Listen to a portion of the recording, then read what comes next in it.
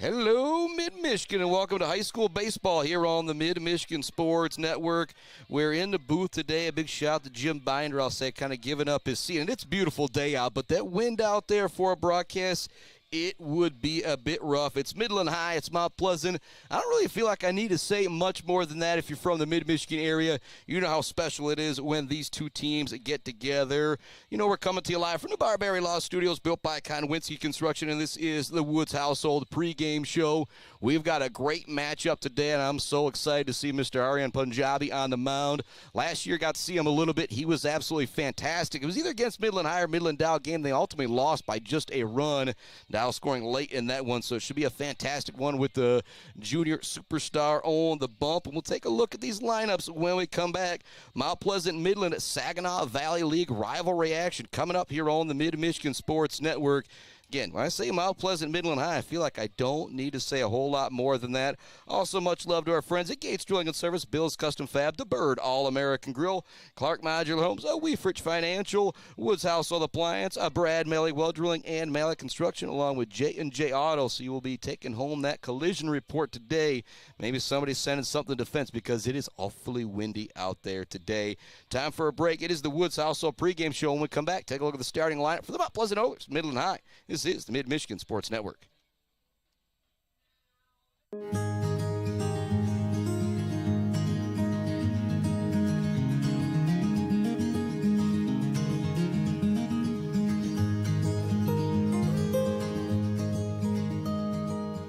Hey guys, it's Tanya from Clark Modular Homes. I'm here to talk to you today about who we are and what we do.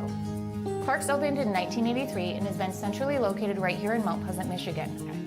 We have one of the largest display centers with around 12 to 15 homes on display all year round. We have a fully experienced staff. We also have an in-house project manager who can pull our permits and coordinate our job from start to finish. We are proud to have an A+ rating with the Better Business Bureau. We are our own contractor, making it a one-stop shop for you for your home building needs. As the owner would say, we can do it all.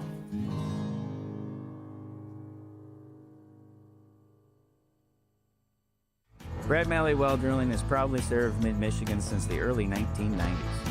We are family-owned with 3 licensed drillers and over 100 years of experience. We specialize in 5-inch PVC water wells and systems ranging from 2 to 12 inches.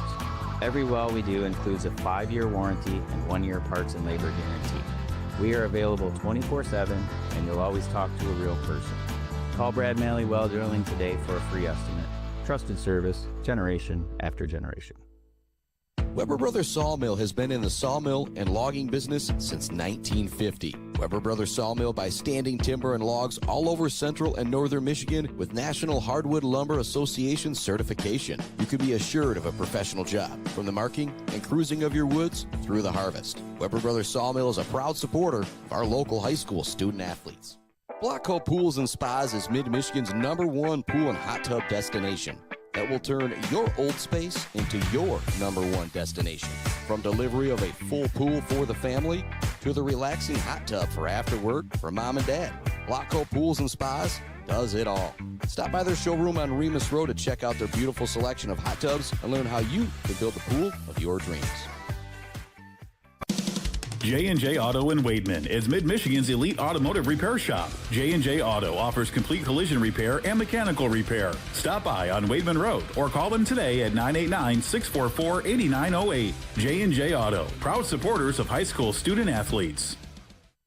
Pure sportsmanship is the most important thing in high school sports. When it comes to your home or business, Pure Plumbing just might be the most important thing. If your plumbing isn't pure, don't worry, no one needs to see the other angle. For Pure Plumbing, call 989-644-8928 or visit mipureplumbing.com. Block Electric Company in Wademan has been powering Michigan for over 30 years. There's no job too big or too small for Block Electric Company, like an entire school or something simple at the home, like making sure the outdoor lighting, thermostat, or ceiling fan is installed professionally. Block Electric Company is a proud supporter of local schools and high school student athletes, learning skills in and out of the classroom to lead our communities tomorrow. Good luck to all student athletes from Block Electric Company, and go Aggies. Let's head back to the action on the Mid-Michigan Sports Network.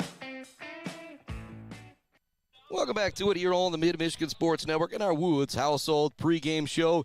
You can see the Midland High Chemics out there warming up right now, getting ready to take on their rival, the Mount Pleasant Oilers. High school baseball action here on a Monday. I've got approval for our next two broadcasts as well. What a week we have got ahead of us.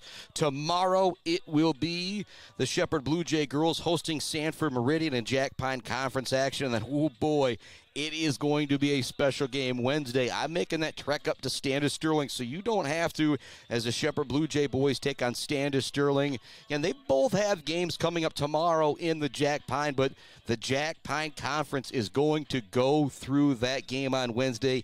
It is going to be fantastic. But we got a special one here today. Mount Pleasant Oilers taking on their rival, the Midland High Chemics. Run through that starting lineup for the Mount Pleasant Oilers. Leading things off, playing second base, wearing number 2 will be Chase Willie. Out in left field, wearing number 9. Batting second will be Brody Binder. Batting third, playing behind the plate, is going to be Drew Arntz. He's wearing number 21. Batting in the cleanup spot on the bunt, Mr. Aryan Punjabi, wearing number 8. Jake Huttons will be batting fifth, playing at shortstop, wearing number 13. Tate Wager will be over at third base, wearing number 15, batting in the 6th spot. Batting in the 7th spot will be Mr. Kyle Walsh, wearing number 19, over at first base. Adrian Castellan will be the DH in this one, wearing a number 24. Reddick Hovey will be, Castellan will be batting 8th. Batting 9th will be Reddick Hovey, playing out in center field. And then in the field for the DH Castellan will be Mr. Brady Johnson. Going to take another break here on our Woods Household pregame show. When we come back, we'll talk about this Midland Chemic lineup. Again, we might be getting started a little bit early here in this one. Mount Pleasant was already out there doing their infield. You see Midland High out there doing their infield, and we look at the clock about 3:48. So we could be looking at maybe a 3:54, 3:55 start. Send it out to another break here. Come back, continue to get you ready for Mount Pleasant Midland. First pitch coming right up here on the Mid-Michigan Sports Network. Jenna Gates. And Kyle Gates here. We are the 5th generation with Gates Drilling and Service. We've been serving our friends and neighbors in Michigan since 1893. We have the latest and greatest well drilling technology, allowing us to put in wells where others can't. Lake lots and tight spaces are no problem. From our family to yours, thank you, and call at 989-772-7841 for all your well drilling and service needs. Gates Drilling and Service, where Gates goes, water flows. Bill's Custom Fab can handle any job you need, from large-scale steel building projects to fixing your favorite stainless serving pan. Bill's Custom Fab can weld and fabricate anything. Call today at 989-772-5817 or stop by on Gover Parkway in Mount Pleasant. Good luck to all of our local athletes from Bill's Custom Fab. The Bird in downtown Mount Pleasant, open every day but Sunday for lunch and dinner. Delicious pizza, the world-famous Bird Burger, handcrafted, fresh-baked subs, many apps, and much more. There's something for everyone at The Bird in downtown Mount Pleasant, where friends gather like family. The Bird, supporting high school sports in mid-Michigan for nearly 100 years. We have all seen this sticker, maybe in Mount Pleasant, Beale City, Ithaca, or Traverse City. There is a reason you see that sticker everywhere. That's because Dick Sova Auto Sales has been selling sharp used cars and trucks for 3 generations. Stop in to see the Sova family in downtown Shepherd for your next low-mileage, immaculate car, and see why they're known for over 40 years of fantastic customer service. Or you can view their inventory now at DickSovaAutoSales.com. Dick Sova Auto Sales, selling sharp used cars and trucks and supporting sharp student athletes. Powell Frame and Collision knows we all spend a lot of time looking out the windshield. So if yours gets cracked, dented, damaged, or destroyed, Powell Frame and Collision, along with their expert collision service, now offers expert auto glass replacement. Working with insurance, they can replace all makes and all models, including new advanced driver assistance system windshields. Mention you saw this ad and you can get $100 off of your windshield replacement. Powell Frame and Collision, downtown Shepherd. For over 4 decades, ENS Graphics has delivered confidence, trust, and peace of mind by providing their customers with expert service and using state-of-the-art technology. We all know in sports, what's on the inside counts the most. But when it comes to your business, school, organization, what's on the outside does matter. If your business needs anything printed, ENS Graphics can do it. If you want your club, team, organization to look good, ENS can help with that. They take your vision and make it their mission. ENS Graphics, a proud supporter of the Mid-Michigan community and their local athletes. Visit ENS Graphics at their location down in Ithaca or visit their website at esgraphics.com. ENS Graphics, printing all things physical.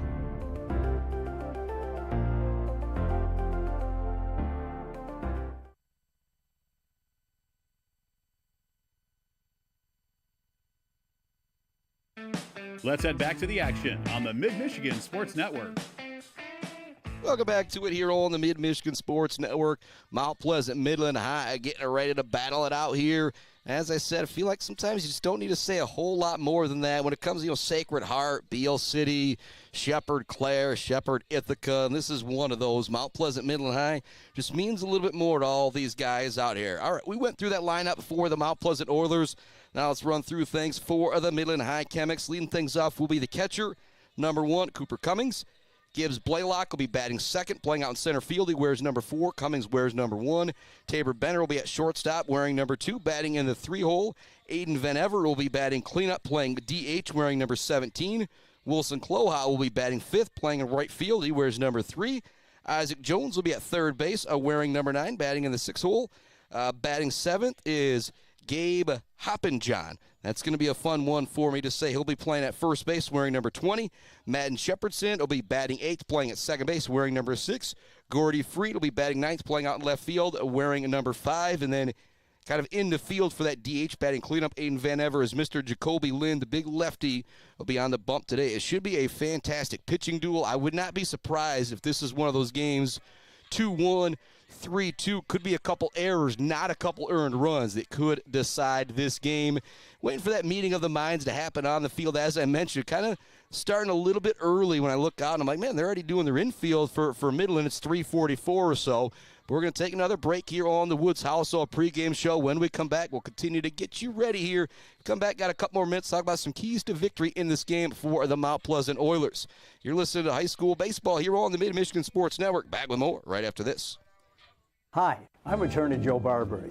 Just like doctors specialize in areas of medicine, at Barbary Law, we specialize in getting you the best possible results. If you've been injured by someone else's negligence, you owe it to yourself and your family to call our legal team. At Barbary Law, we focus on one thing, and that's getting you the compensation you deserve. We take Attorney Joe Barbary, he can be yours too. Konwinski Construction offers a full range of construction services on small and large projects. Konwinski Construction is a leader in the community and are proud to support those student athletes who will be leading our community tomorrow. Konwinski Construction on Gover Parkway, Mount Pleasant. Mount Pleasant Automotive on Mission has been serving local auto shops and do-it-yourselfers since 1988. Mount Pleasant Automotive is locally owned and carries all the auto part, car care products, and auto maintenance supplies you will need. Visit them online at mtpleasantautomotive.com. Mount Pleasant Automotive, caring for our cars and our local student athletes. Bogwai Banga and Bradley on Main Street in Mount Pleasant provides uncompromising integrity when providing tax and accounting services to individuals and small businesses in the Mid-Michigan area. Bogwai Banga and Bradley has an expert CPA ready to help you, whether you're an individual that needs help with taxes or a business that needs help with, well, just about everything. Bogwai Banga and Bradley is a leader in the community and a proud supporter of local high school sports. Visit them online at bwbpc.com or stop into their office on Main Street in downtown Mount Pleasant. Joe Wentworth with Pradium Realty, Robin Stressman and Associates is a proud supporter of our local high school student athletes, working hard and showing pride for our community. For all of your real estate needs, go with Joe. Joe Wentworth with Pradium Realty, Robin Stressman and Associates, 989-817-1291.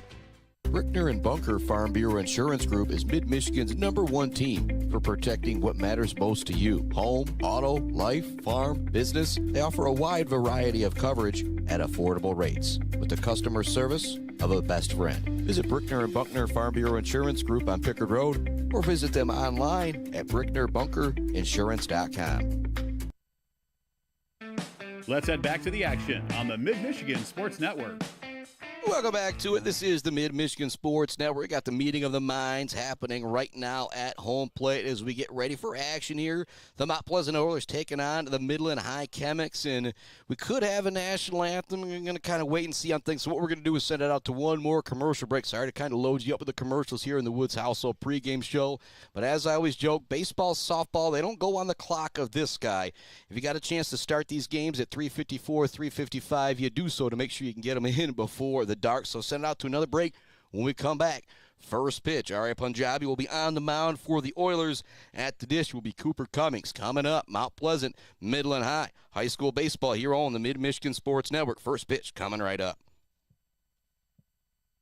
Hello, I'm Mike Stanton, and I'm honored to represent the Maryland Chapman Memorial Fund, created to honor Maryland's legacy of generosity, compassion, and commitment to our community. At its core, our mission is simple: to support our youth, remove barriers, and create opportunities for kids to grow, compete, and succeed, both in their community and in the game of life. We are incredibly excited to support the Mid-Michigan Sports Network. They do an outstanding job highlighting student athletes, local schools, and the power of teamwork, shining a light on the hard work and dedication that is often overlooked. This partnership allows us to celebrate not just wins on the field, but character and leadership along the way. At the end of the day, it's about investing in our youth, strengthening our communities, and carrying forward Maryland's spirit of giving. To learn more about the Maryland Chapman Memorial Fund and the events we support, find us on Facebook by searching Maryland Chapman Memorial Fund.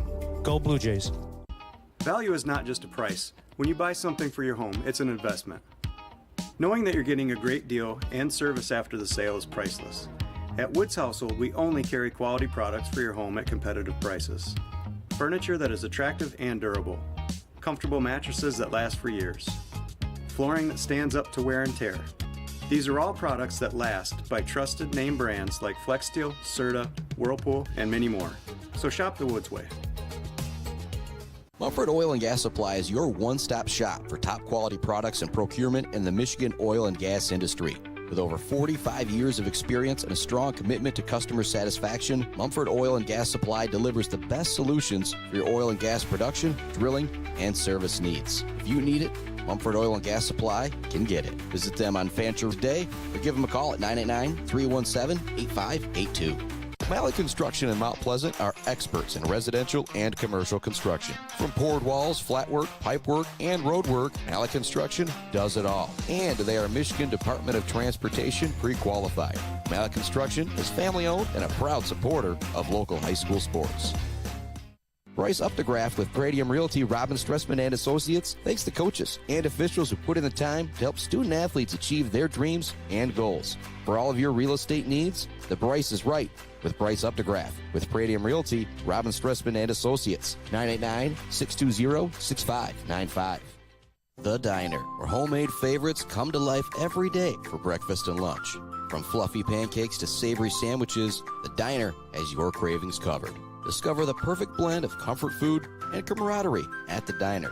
Join them every Friday night till 7 for their famous fish fry. The Diner on North Mission, Mount Pleasant. Hiring a cleaning service doesn't mean you're lazy. Martinez Cleaning knows it means you value your time and want to come home and relax and not worry about the mess. Martinez Cleaning allows you to do just that. Come home and relax to a nice clean home. Schedule your appointment and learn more by visiting Martinez Cleaning on Facebook or call today at 989-289-8615.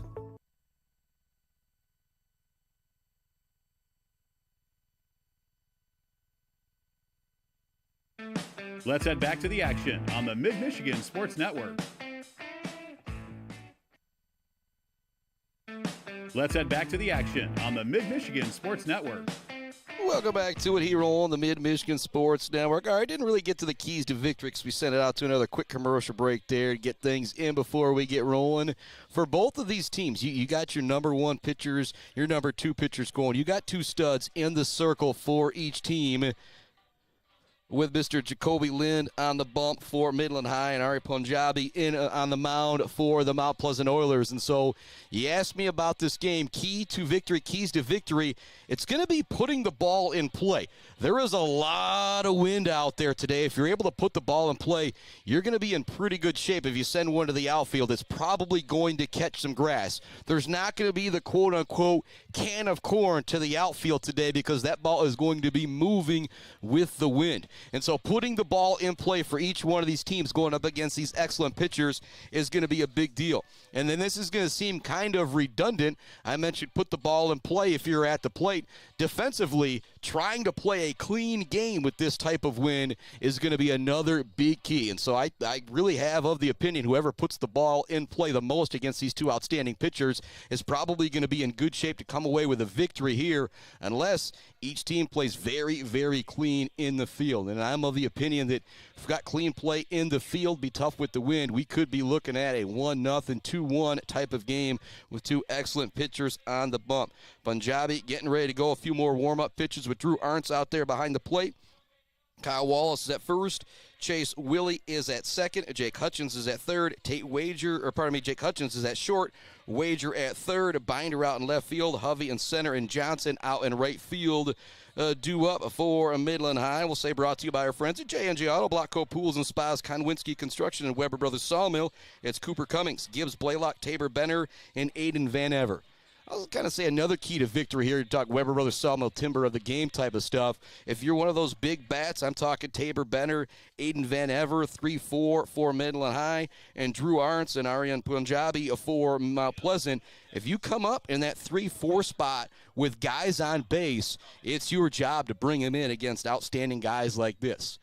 All right, Cooper Cummings, catcher, leading things off for Midland High as we get ready to roll here on the Mid-Michigan Sports Network. Again, you can see the scoreboard down there in the corner where you can kind of tell that I've got the computer open, but this is the one-man band, the way your boy's going to roll to make sure we've got that score up there.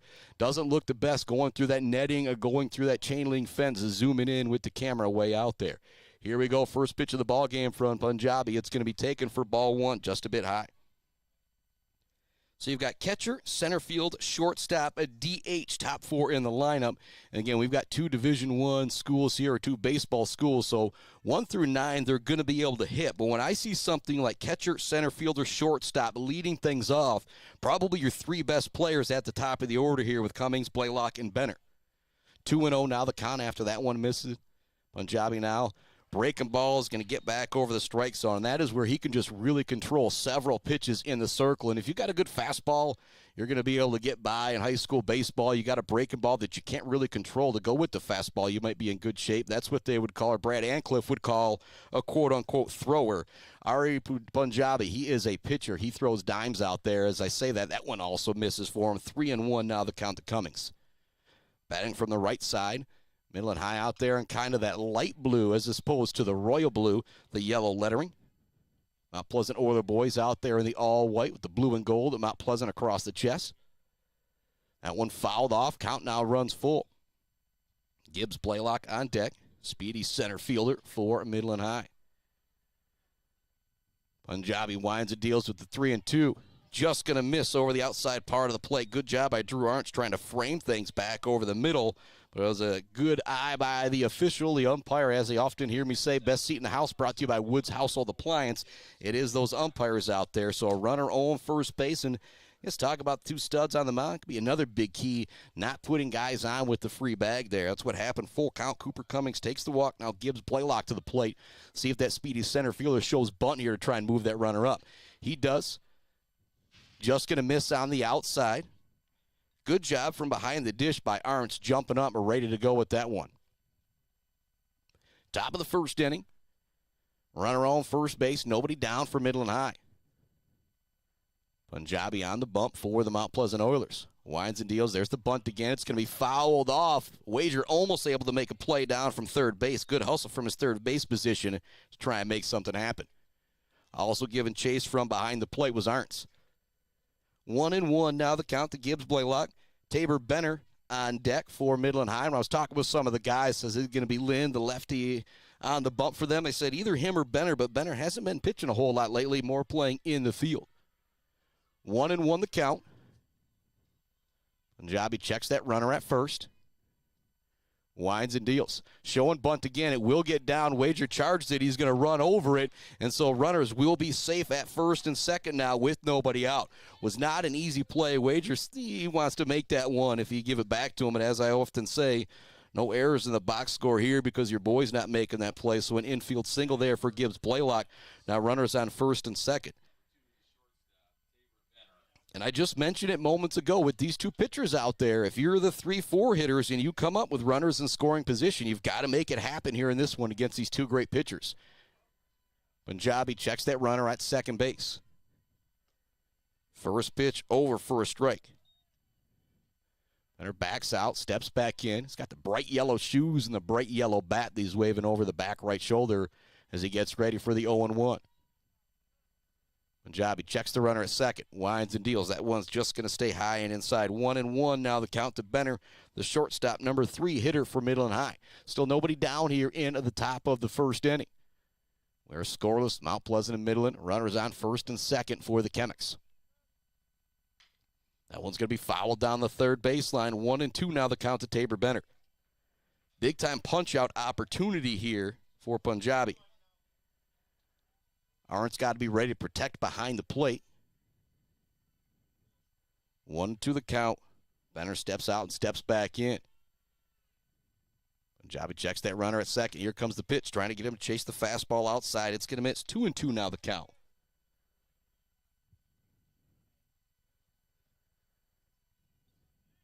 Two runners on, 2-2 the count. Top of the first inning here with the Chemics and the Oilers. Punjabi winds and deals. That one's going to stay high and inside. That's going to run the count full here. Aiden Van Ever on deck, the DH. Would love to come up with the bases loaded and nobody out. For Punjabi, you have to throw a strike right here, and you know the number 3 hitter, Benner's got the green light. Here comes the 3-2. On the outside corner for a punch-out. Big-time pitch right there from Punjabi. Benner was not happy about it. He was already headed towards first base. And I always make the joke, you kind of head out of the batter's box before the umpire makes that call. You know, they're human out there. It's always going to make you go, I don't know, kid. Go take a seat. Runners on first and second. Now 1 down with the cleanup hitter, the DH, Aiden Van Ever, stepping to the plate on the right side. Punjabi, curveball is going to break back over the zone. First pitch of the at-bat there. Runners on first and second for Midland High. 1 down, top of the first inning. We're scoreless with the Oilers and the Chemics. Punjabi checks that runner at second. Winds and deals. That one's just going to miss low. Great movement on that pitch, though, from Punjabi. Junior righty checks the runner at second base. Arntt's ready for it behind the count. Here comes the 1-1. That one's going to be fouled off down the first baseline. 1-2. Again, a punch out here would be big for Punjabi. And was watching things last Monday when they took on Midland. Dow took them down twice over in Midland and fell to them here. So going 2-1 against the Chargers last week. Threw pretty much his limit in game 1 and actually shut down that elite Charger offense. There's another punch out for Punjabi. That is 2 in a row with 2 runners on. Big time there. And that's exactly what I said could not happen moments ago. If you're the 3-4 hitters in this game, you come up with runners on base, you got to drive them in. Benner, Van Ever come up with runners on first and second and nobody down, and they both go down on strikeouts. Wilson Cloha now steps to the plate. First pitch is going to hit that low outside corner for Punjabi. Wilson Cloha is always going to be an example from basketball season of sometimes you've got to take the open shot. Midland High almost upset Mount Pleasant earlier this year when they played at Midland High, and Cloha was that guy who's kind of off in the corner. You know, you're daring him to shoot if you're Mount Pleasant. He caught it and put up a 3 and buried it and was probably the biggest shot of the game. Now, Mount Pleasant ultimately ended up winning that game, but it was just a big-time play that got the crowd going, got his team going, and just showed he wasn't afraid to take the shot. He's quickly behind in the count now 0-2 after he fouls that one off. Punjabi checks the runner at second. Boy, this would be big to get out of this inning without giving anything up. And there's a strikeout. It's in the dirt. They got to throw it down to first, but 3 punch-outs after a walk and an infield single for the Oilers to get out of the inning. If you're the Chemics, you leave 2 on base, something that cannot happen in this one. What a big-time performance there from Punjabi at the end of that inning. Again, he lets the first 2 guys on. You think, oh, boy, could be trouble here already in the top of the first inning for Mount Pleasant. But then he just absolutely shuts it down. Punch out, punch out, punch out to 3, 4, 5. Benner, Van Ever, and Cloha all go down on strikeouts. Mount Pleasant Oilers now coming to the plate. Due up for Mount Pleasant, brought to you by our friends at Clark Modular Homes, a Brad Malley Well Drilling, a Malley Construction, Woods Household Appliance, and a Wieferich Financial. It's Chase Willie, Brody Binder, and Drew Arntz. Jacoby Lind, the big lefty, will be in the circle. Again, I'll make the joke that if you're looking for a Randy Johnson-type pitcher here in the mid-Michigan area, he's your guy because he's just out there as a lefty at like 6'9", 6'10", and you don't think about it with that reach, though, but when you're throwing the ball 4 or 5 inches closer to the plate than your counterpart is, that can be a very, very big deal. Keeping things right here through the half inning. Thanks to some of our great friends, Mount Pleasant Public Schools, Martinez Lawn Care, Martinez Painting, and Martinez Cleaning, Bogwai Bang Gun Bradley, Powell Frame and Collision, Dick Sova Auto Sales, Brickner and Bunker, Farm Bureau Insurance Group, Block Electric, The Diner, WW Construction, All Seasons Fireworks, Pier Plumbing, the official embroiderer of the Mid-Michigan Sports Network, hanging by a thread, GNS Mechanical, along with our friends at the Maryland Chapman Memorial Fund. Sponsors of all things golf here in the Mid-Michigan area. Got the Oiler 36 coming up at the end of this week. Planning on being out there with Mr. Bubba McClain. Still kind of sorting things out. I told him, I says, man, the internet wasn't working so great out there last year. We eventually got things figured out, but we'll see if we can get things squared away before this Friday and Saturday and head on out there for some great fun. I remember it was Chris Crockett who won it last year on a playoff in that one. It was really cool to be able to call the end of that with kind of Dan Pohl on the play-by-play, as he knows everything about that polecat. All right, Chase Willie getting ready to step to the dish. All-state wrestler playing second base for the Mount Pleasant Oilers, also wearing a number 2. Reset the scoreboard here. And again, if your boy falls behind on the scoreboard for a moment or two, again, we're rolling everything here, doing the best we can. Here comes Willie to the plate. Again, the big lefty, Jacoby Lind, on the bump. Again, I'm expecting this game 2-1, 1-2, something like that.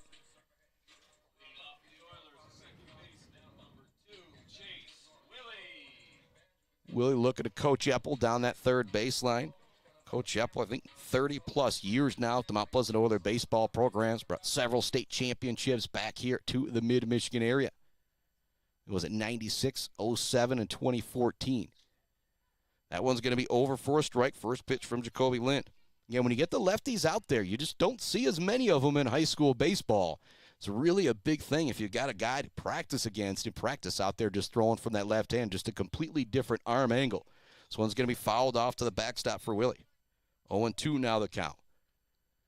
Big lefty Lind gets the ball back from behind the plate. Cooper Cummings behind the dish. Hoppin' John at first, Shepherdson at second, Benner at short, Jones at third, Freed in left, Blaylock out in center field, and Cloha out in right field for the Midland Chemics defensively. That one's going to stay high, 1-2 now to Chase Willie.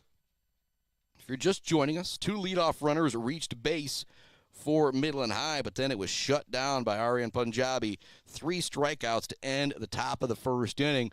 We're scoreless here. Leadoff hitter at the plate for the Mount Pleasant Oilers. 1-2 count for Chase Willie. He's going to stay alive by fouling this one off. So when you can continue to battle up there in high school, it becomes a big, big deal. Throwing strikes in high school baseball is not tough. So you continue to foul things off. Guys are going to eventually miss here and there. You're going to be able to maybe run that count full, take a walk, even when you get behind, as long as you stay aggressive, shorten up that swing a bit if you're Chase Willie. As I said, he fights off a pitch. The next one's going to miss. 2-2 now the count. Bottom of the first inning. Oilers, Chemics, battling it out here. Saginaw Valley League rivalry action on the Mid-Michigan Sports Network. Bottom of the first inning, Willie at the dish. You hear the wind rolling in the background a bit. Again, another big shout, Jim Biner. Again, he's usually at this spot that I'm usually at. And I would have been outside brave in the wind today, but would have made it a bit tougher. This one's going to be pop foul again. It's going to be just about impossible to catch fly balls today. And a big-time effort from Cooper Cummings from his catcher position. You saw how much ground he covered trying to travel down the first baseline, chasing the baseball, going this way, then going that way in the wind. He almost came up with it, but instead we've got pitch number 7 of the at-bat upcoming for Chase Willie. He's got the count at 2-2. He's fouled off 2 strikes. Cummings getting that gear back ready again. He had to react very, very quickly. Made a good jump down the first baseline, but that wind just made it a little too difficult to bring in that foul ball. 2-2 the count. Willie still has life at the plate. Pitch number 70, the at-bat upcoming. Lind winds and deals. That one's going to miss outside. And I'll say it again, that's why you battle it off. The two two-strike fouls that he's had, each next pitch has led to a ball. So he's now battled to the count full. Pitch number 8 of the at-bat upcoming here for Chase Willie. He's going to send this one down the first baseline, but it will go foul. What a battle right here. Pitch number 9 of the at-bat upcoming for Willie. And if you're Lind, you're getting frustrated because this is the very first hitter of the game. You only get 105 pitches in high school baseball. That's something that could be a big factor with these two aces on the mound for each one of these teams. That's going to miss outside. So Willie was down in the count 1-2. He fouls off 3 two-strike pitches and is able to manufacture the walk. And now you've got the leadoff runner on for the Mount Pleasant Oilers. And almost kind of an eerie start. Cooper Cummings led off. He ran the count full at a walk for Midland High. Now Chase Willie gets on via walk and a really good at-bat. Here comes Binder batting from the left side for the Mount Pleasant Oilers. He's going to show bunt, pulls it back at the last second, but it is going to drop back over the zone. Binder playing out in left field. Waving the bat over the back left shoulder. Short lead over at first for Willie. Second baseman now coming in, getting ready for a possible steal attempt here. Going to open things up in between first and second. And Lind just kind of holding things out there at the plate, and eventually Willie says, I need time at the plate. There might have even been the umpire. Kind of like a stare down there for a moment. Binder steps back in. Lefty Lind ready to wind and deal. Binder shows bunt again. It's going to get popped up in the air, but it'll go to the backstop. Won't be playable. 0-2 now the count. That will take the bunt out of play for Binder.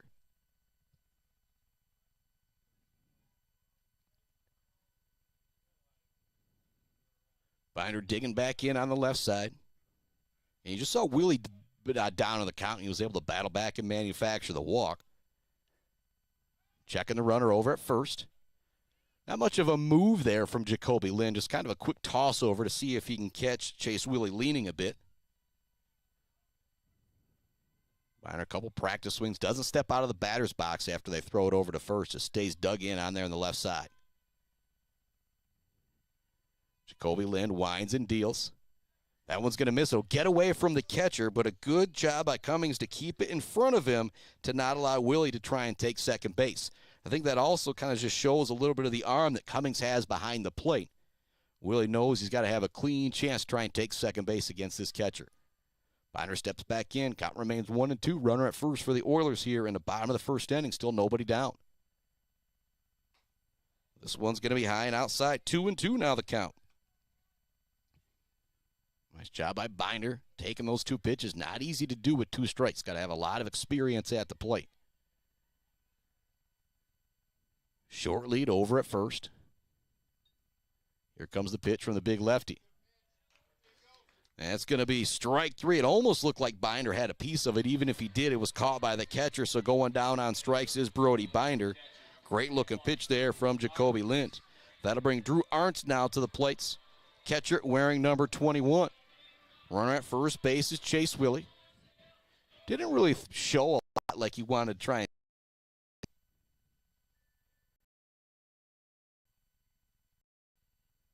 Here comes the first pitch of the at-bat. It's going to break back over the zone for a strike. Excellent location there from Jacoby Lind.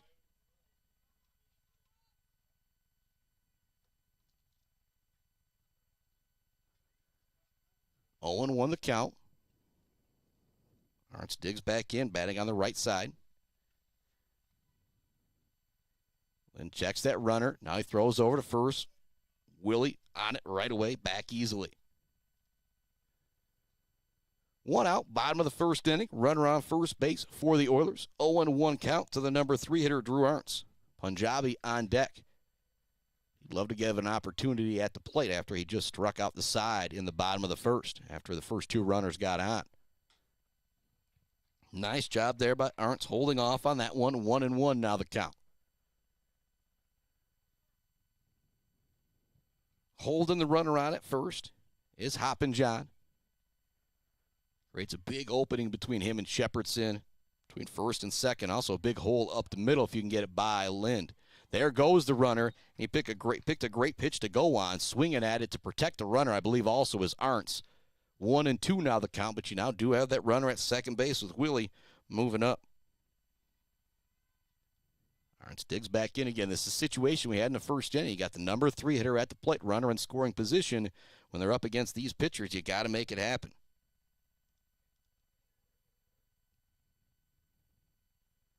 Lind again really taking his time out there on the mound. He's going to miss that one high.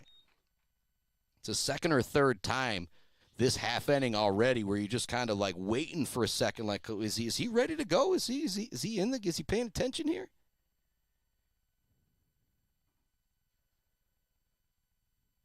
Lind checks that runner. Winds and deals. Swing and a miss. Another strikeout for Mr. Jacoby Lind. Now the ball's going to get away. Trying to take third base is going to be Chase Willie. He will. Fantastic base running there by Chase Willie. Now coming up, the runner at third is Aryan Punjabi. And what's a really big deal about Willie moving up to third base, he could manufacture a run all on his own without a hit.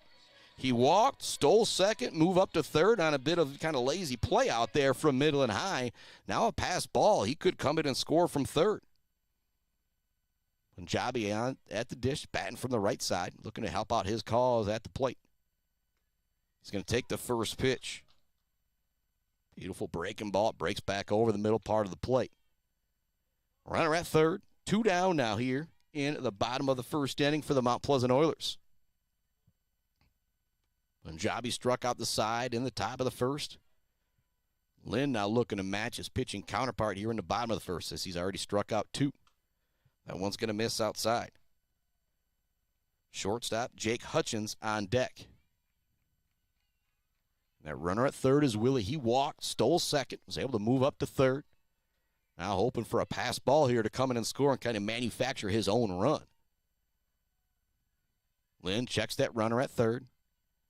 So it's going to be grounded towards third. Not an easy play. It's going to eat up Jones a little bit. Punjabi's safe at first. The run comes in to score.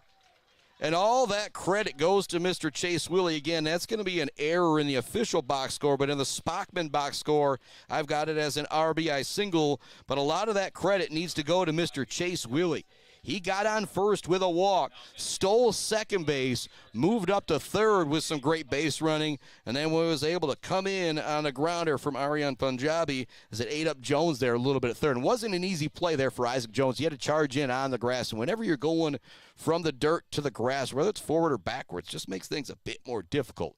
Jake Hutchins now stepping to the dish, the runner on first base. That's going to hit the outside corner for a strike to the shortstop. Tate Wager now on deck for the Oilers. They lead it 1-0 here in the bottom of the first inning. Again, Chase Willie drew a walk, moved up to third base all on his own, came in on the RBI grounder there from Mr. Punjabi.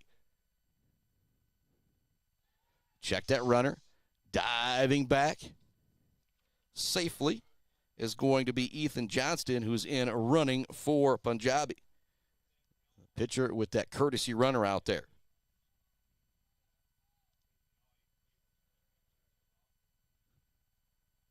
So with the pinch runner, there's a lot of speed there at first base. One of the fastest guys on the team. If you're Hutchins, you can send one to the gap here. You might be able to drive in that run.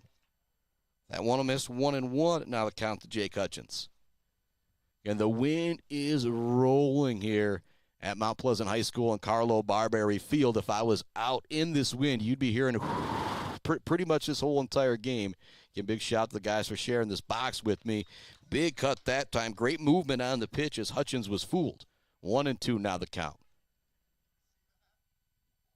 And it's a beautiful day temperature-wise. Sun kind of shining in, shining out, but that wind can make it difficult for everybody out there in the outfield. 1-2 now the count, 2 down. That's going to be A foul tip popped up. It will be an out. I don't know if that one should be ruled a strikeout or a pop-out. I'll have to kind of check with the guys here and see how they're going to rule it. But that does bring us to the end of the first inning here on the Mid-Michigan Sports Network. The Mount Pleasant Oilers are able to manufacture a run. They lead it 1-0. Big shout out to Chase Willie. Think about that Zade Bachelder Baller of the game, brought to you by Wieferich Financial. Big time there by him manufacturing that run. Back with a second inning right after this. Weber Brothers Sawmill has been in the sawmill and logging business since 1950. Weber Brothers Sawmill buys standing timber and logs all over central and northern Michigan with National Hardwood Lumber Association certification. You can be assured of a professional job, from the marking and cruising of your woods through the harvest. Weber Brothers Sawmill is a proud supporter of our local high school student athletes. J&J Auto in Wademan is Mid-Michigan's elite automotive repair shop. J&J Auto offers complete collision repair and mechanical repair. Stop by on Wademan Road or call them today at 989-644-8908. J&J Auto, proud supporters of high school student athletes. Let's head back to the action on the Mid-Michigan Sports Network. Welcome back to it on this Mid-Michigan Sports Network. Much love to CNC Enterprises, Dansky Andresco Simon Shop, the Isabella Community Sportsplex, Mount Pleasant Heating and AC, Smith & Sons Meat Processing, the Beale City Village Store, Sydney's Judges Bench, Dog Central, Berry Funeral Home, along with our friends at Boomer's Lawn Care. We are headed to the top of the second inning. Midland Chemics stepping to the dish. Mount Pleasant Oilers lead at 1-0. RBI single for Aryan Punjabi, probably ruled an error in the official box score, but both pitchers striking out the side in the first inning as well. Big difference is the guys that got the one guy, that got on at the beginning of the inning for Mount Pleasant was able to come around and score, and Chase Willie. He walked, stole second, moved up to third, and came in on the RBI single from Mr. Punjabi. Slide over to Midland in that first inning. Cooper Cummings got on via walk. Gibbs Blaylock got on via an infield single, but then it was 3 punch-outs for the Chemics. Fantastic job by Punjabi shutting things down in the first inning. And also good job by him putting the ball in play to drive in that run as well. 1-1 now the count to Isaac Jones, starting off this at-bat here in the top of the second inning. Mount Pleasant leads at 1-0 over rival Midland High. This one's going to be fouled off down the third baseline. 1-2 the count. 2 runners left on in that first for the Chemics. Be a 1 hit, also 1 walk. As I've said a bunch of times, we'll continue to say a bunch of times, they were stranded via 3 strikeouts. Here's a grounder down the first baseline. Punjabi tries to field it again. That was kind of a weird play, as it was Punjabi and Jones almost colliding down the first baseline. Punjabi knew at 1 second he had to kind of step out of the way to let the runner go down the base path. The ball ultimately went foul. We'll do the 1-2 again. Hoppin' John on deck. Shepherdson behind him. 1-0. Oilers lead it here in the top of the second inning. Punjabi ahead in the count. 1-2. To the number 6 hitter, Isaac Jones, is playing at third base today for the Chemics. Jones will take time and step out. Steps back in. And the Chemics out there with the gray pants, the light blue jerseys, the yellow lettering, piping around the shoulders, or I guess you'd say the sleeves.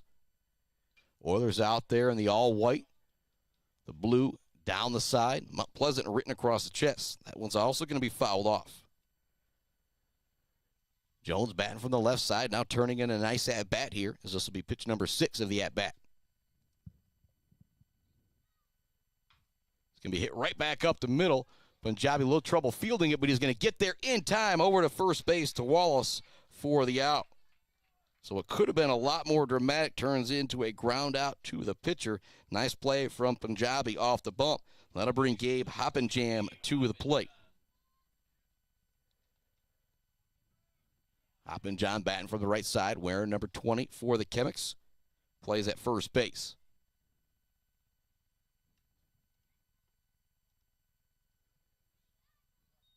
And first one's going to miss. To Hoppenjam, step out, step back in. Arntz retrieves the baseballs that squirted away from him for a moment. Gets it back to Punjabi on the bump. Junior righty winds and deals.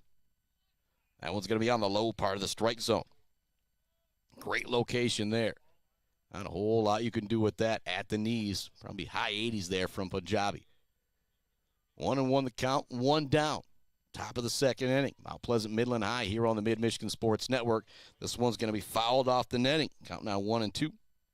Shepherdson on deck, then Freed behind him. Then you're back to the top of the order for Midland High.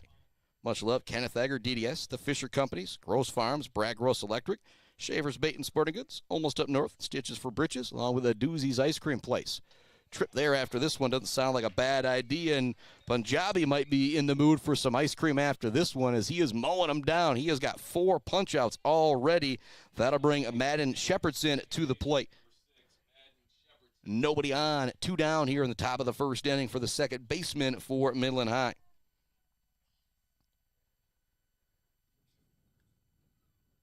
Punjabi winds and deals.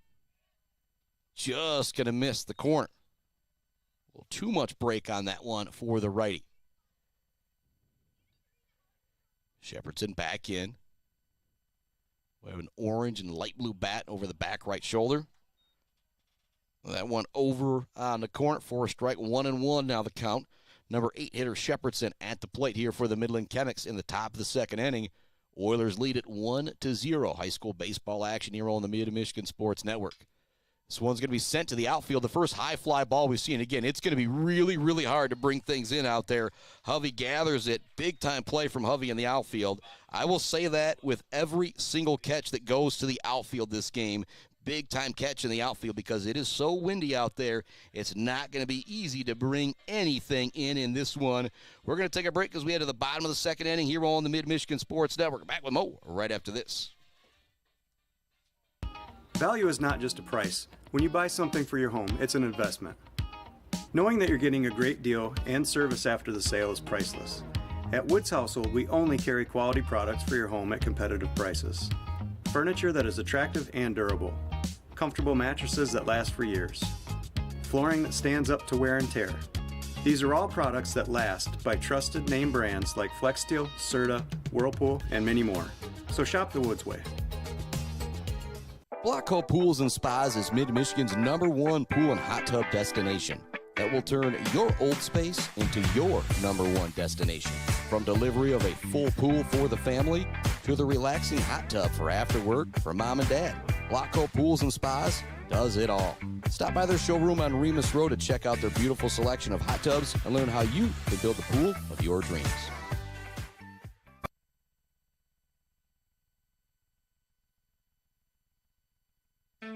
Let's head back to the action on the Mid-Michigan Sports Network.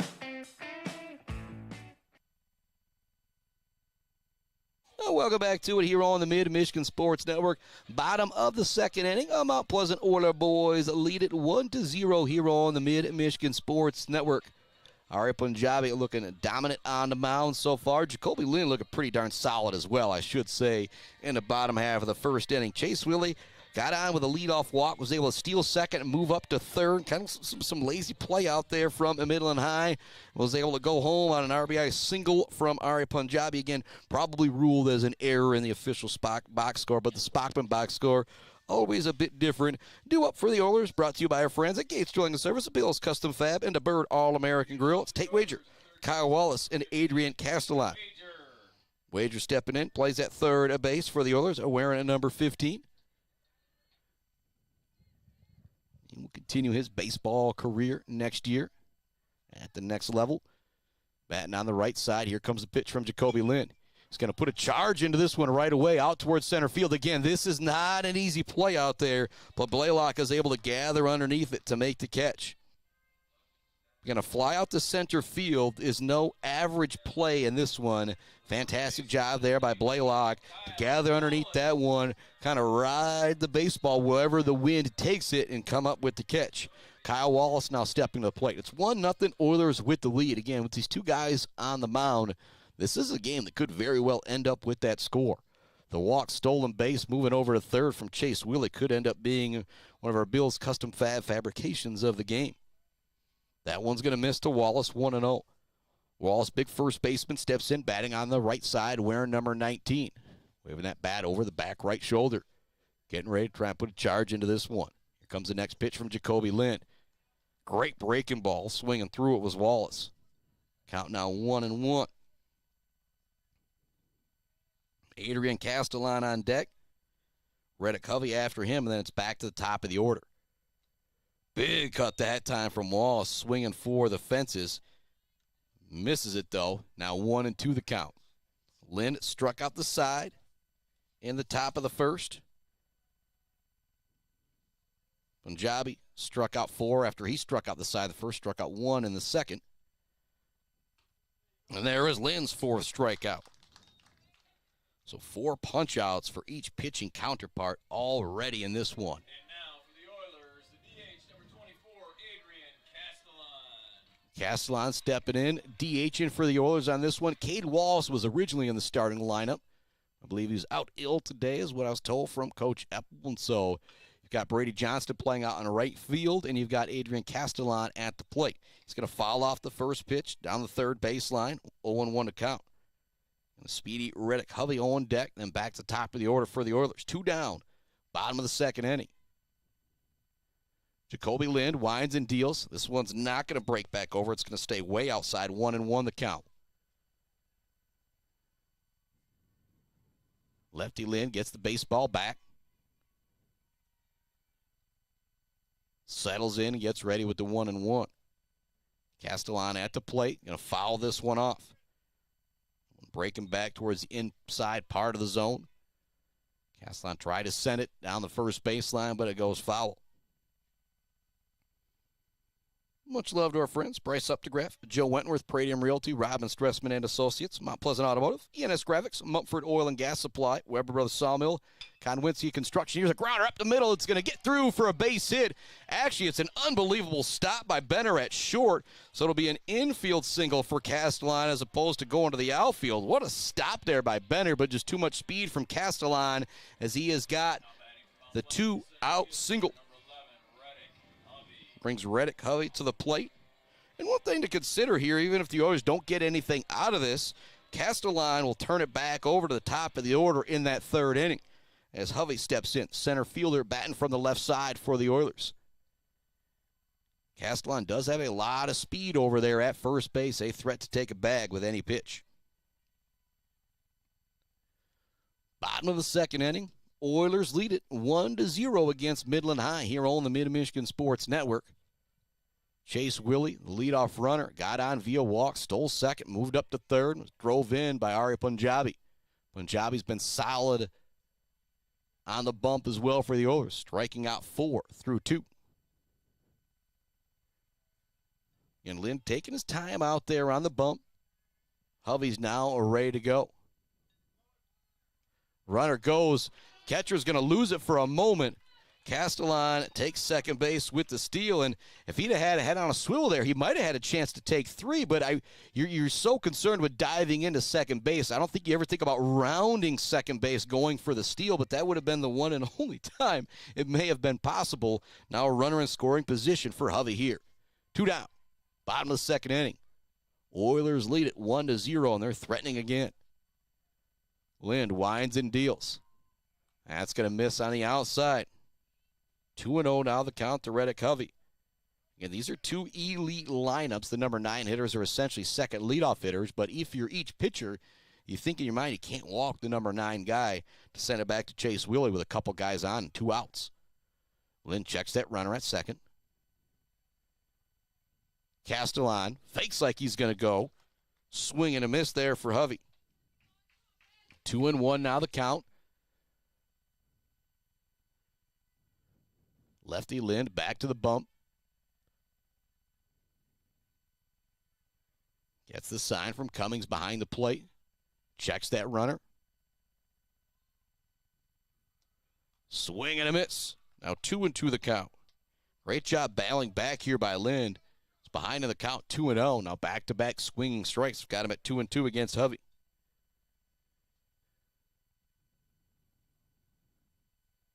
Lind kind of wipes the eyes a bit with the jersey, maybe a little dust in the eyes out there with all that wind blowing in the infield. 2-2 the count, 2 down, second inning, runner at second. Whole lot of 2s up there. Shout out to Aiden Mendel, Bogwai, Benga, and Bradley.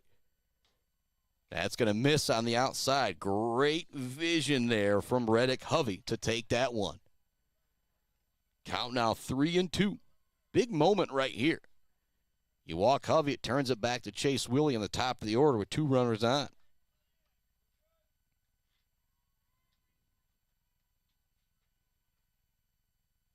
Hovey waving that bat over the back left shoulder, standing on the left side.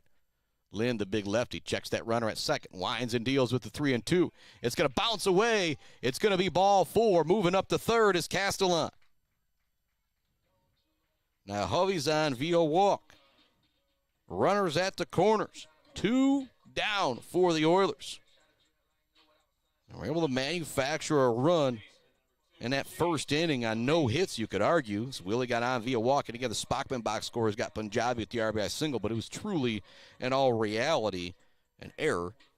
Again, the Spockman box score is not going to have that. Big moment right here, though. Runners at the corners. 2 down. Chase Willie at the plate. Bottom of the second inning. Oiler boys lead it 1-0. Say Punjabi's that type of guy, too. You give him two runs up there, he's going to feel pretty darn good about winning this ball game. Check the runner over at first. Back easily is Hovey. You also have a lot of speed as well with Castellan. Then you've got the center fielder, Hovey, at first. Watch out for the old Brad Ancliffe here, having Hovey try to take second base, and then you just tell him, I don't care if you get tagged out, get it stuck in the pickle, just make sure that run can come in from third. That one's going to be high, 1-0. Brody Binder on deck. Drew Arntz behind him. Willie looks down. Coach Eppel has got the sign. Here comes the 1-0. That one's going to be smoked towards short. It's going to be a long throw over to first. It will say it's in time. What a fantastic play by Benner. Ooh, it was really, really close. A bang play. Looked like Willie maybe could have brought it out, but the Oilers will leave 2 runners on in the bottom of the second inning. Due up for the Midland Chemics. It's Gordy Freed, Cooper Cummings, and Gibbs Blaylock back to the top of the order after Mr. Gordy Freed, but possibly a missed opportunity there from the Oiler boys to get another run across. A fantastic play out in the field at shortstop from Benner to get that speedy runner, Willie, trying to go to first. Back with a third inning right after this. Mid-Michigan Sports Network. Hi, I'm Attorney Joe Barbary. Just like doctors specialize in areas of medicine, at Barbary Law, we specialize in getting you the best possible results. If you've been injured by someone else's negligence, you owe it to yourself and your family to call our legal team. At Barbary Law, we focus on one thing, and that's getting you the compensation you deserve. Every case we take personally. My attorney is Joe Barbary. He can be yours too. Mumford Oil and Gas Supply is your one-stop shop for top quality products and procurement in the Michigan oil and gas industry. With over 45 years of experience and a strong commitment to customer satisfaction, Mumford Oil and Gas Supply delivers the best solutions for your oil and gas production, drilling, and service needs. If you need it, Mumford Oil and Gas Supply can get it. Visit them on Fancher today or give them a call at 989-317-8582. Let's head back to the action on the Mid-Michigan Sports Network. Welcome back to it here on the Mid-Michigan Sports Network. Big missed opportunity there for the Oiler boys. The runners on the corners and 2 down. Now head to the top of the third inning here on the Mid-Michigan Sports Network. Oilers lead it 1-0 over Midland High. Gordy Freed, number 9 hitter at the dish for Midland High to start off this third inning. 1-0 Oiler boys with the lead. Chase Willie got a leadoff walk, was able to move up to third base with some fantastic base running, then was drove in, and again, the Spockman box score, RBI single for Punjabi. The official box score will have that one as an error. Punjabi winds and deals, first pitch here in the third inning. It's going to hit the outside part of the plate. Gordy Freed just watching that one go by, maybe trying to get the timing. 0-1 the count. Punjabi has a sign from Arts behind the plate, winds and deals. That one's going to be hit right back to him. He almost comes up with a catch, trying to come in from second to make the play as Willie, and he does. What a great play from Chase Willie. Again, the box score has got there as a ground out to second base, but a much bigger play than that. And you think about that Zade Bachelder Baller of the game, brought to you by Wieferich Financial. Punjabi kind of drove in the run, has been great on the bump. He's got his name in the in the writing right now, but also Chase Willie. He's got the only run of the ball game and just made a fantastic play right there for the first out here in the top of the third inning. And if your boy falls behind a little bit there on that scoreboard, I ask for a little bit of your patience, Ken. Got the one-man band up here with the broadcast. That one's going to be fouled off to the backstop for Cooper Cummings. He walked his first time up, was ultimately stranded at second base. Behind him is Gibbs Blaylock, who reached base via an infield single. After that, there's been a nobody on base against Aryan Punjabi. That one looked really good, but not quite framing it, we'll say, as Arntz. And Best View in the House brought to you by Woods Household Appliance. It is those umpires, it is those officials, and we need more of them in Michigan as well. Head to MHSA.com and click on the Be the Referee tab to get started. That one busts back over the zone. 1-2 now the count. Just some unbelievable movement from Punjabi on that one. Your Cooper Cummings, you kind of got to be saying in your mind of, if you're throwing it like that, it's going to be a long afternoon. Here comes the 1-2 from Punjabi. Check swing. It'll be in the dirt. They'll say Cummings holds off. That'll run the count to 2-2. Top of the third. Oilers lead it 1-0 over the Midland Chemics here on the Mid-Michigan Sports Network. Punjabi has already struck out 4.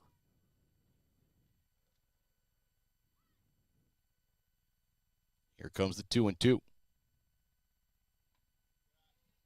That one almost busts back over.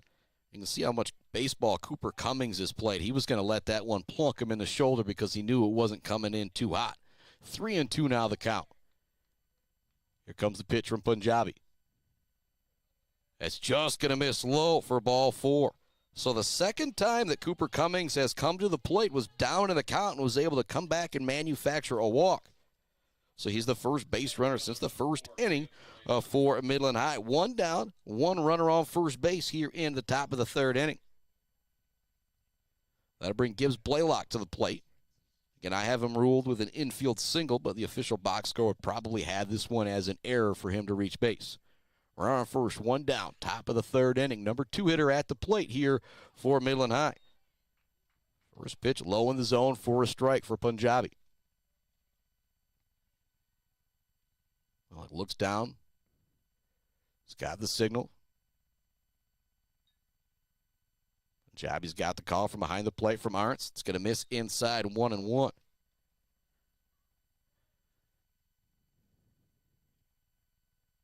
Cummings with a decent lead over at first base.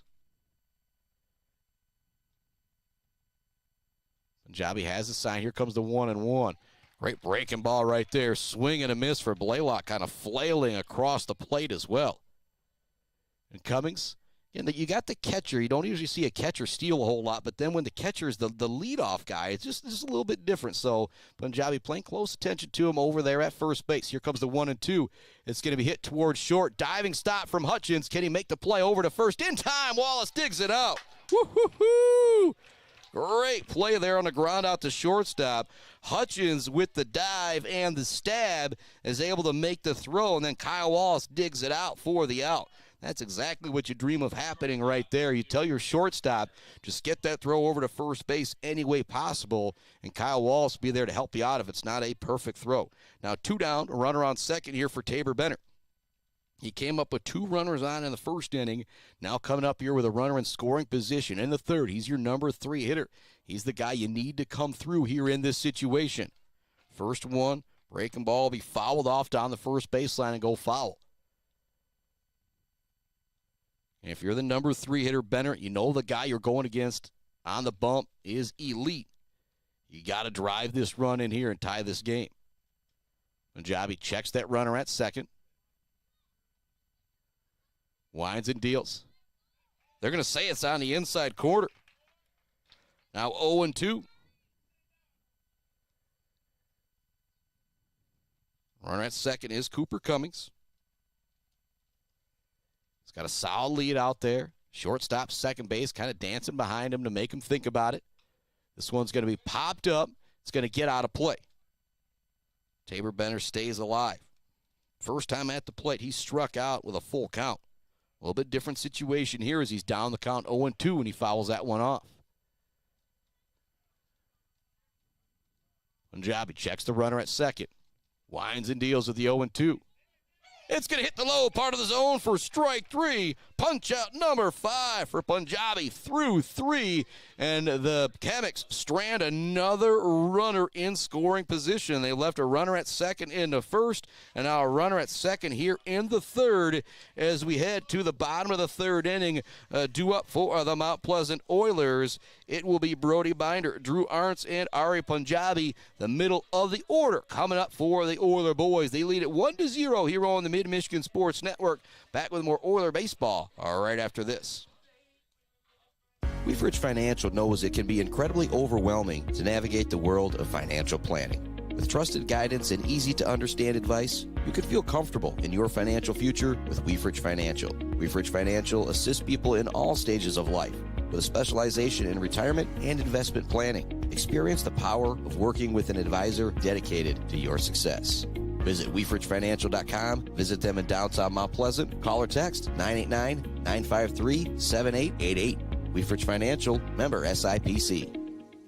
The Bird in downtown Mount Pleasant, open every day but Sunday for lunch and dinner. Delicious pizza, the world-famous Bird Burger, handcrafted, fresh-baked subs, many apps, and much more. There's something for everyone at The Bird in downtown Mount Pleasant, where friends gather like family. The Bird, supporting high school sports in mid-Michigan for nearly 100 years.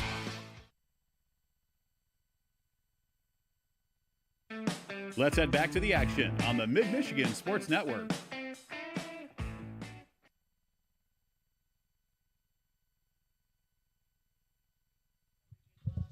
Welcome back to it here on the Mid-Michigan Sports Network. Jacoby Lind is back out on the bump for the Midland Chemics. But what a fantastic effort it was that last half inning. Aryan Punjabi continues to get it done. Runner left on second base with the number 3 hitter at the plate for the second time. Tabor Benner goes down on strikes with a runner in scoring position. Again, Benner is a guy that if I was out there pitching would be crushing home runs off of me every single time. I want to make that clear. He's an unbelievable baseball player, but he's just getting the better of him a couple times. Aryan Punjabi at the plate so far in this one. 5 strikeouts for Punjabi through 3. And they've come in big situations, too. Again, the first 2 runners of the ball game got on in the first. Then he mowed down hitters 3, 4, and 5. Struck out Hoppenjam in the second. And then, again, that punch out of Benner to end that third inning could be in the running for our Bills custom fabrication of the game. Bottom of the third, Brody Binder at the plate. Smokes this one towards second, but a jumping catch from Shepherdson bringing it in. Woo-hoo. Oh, my goodness. Binder getting robbed of a hit right there on the line out to second base.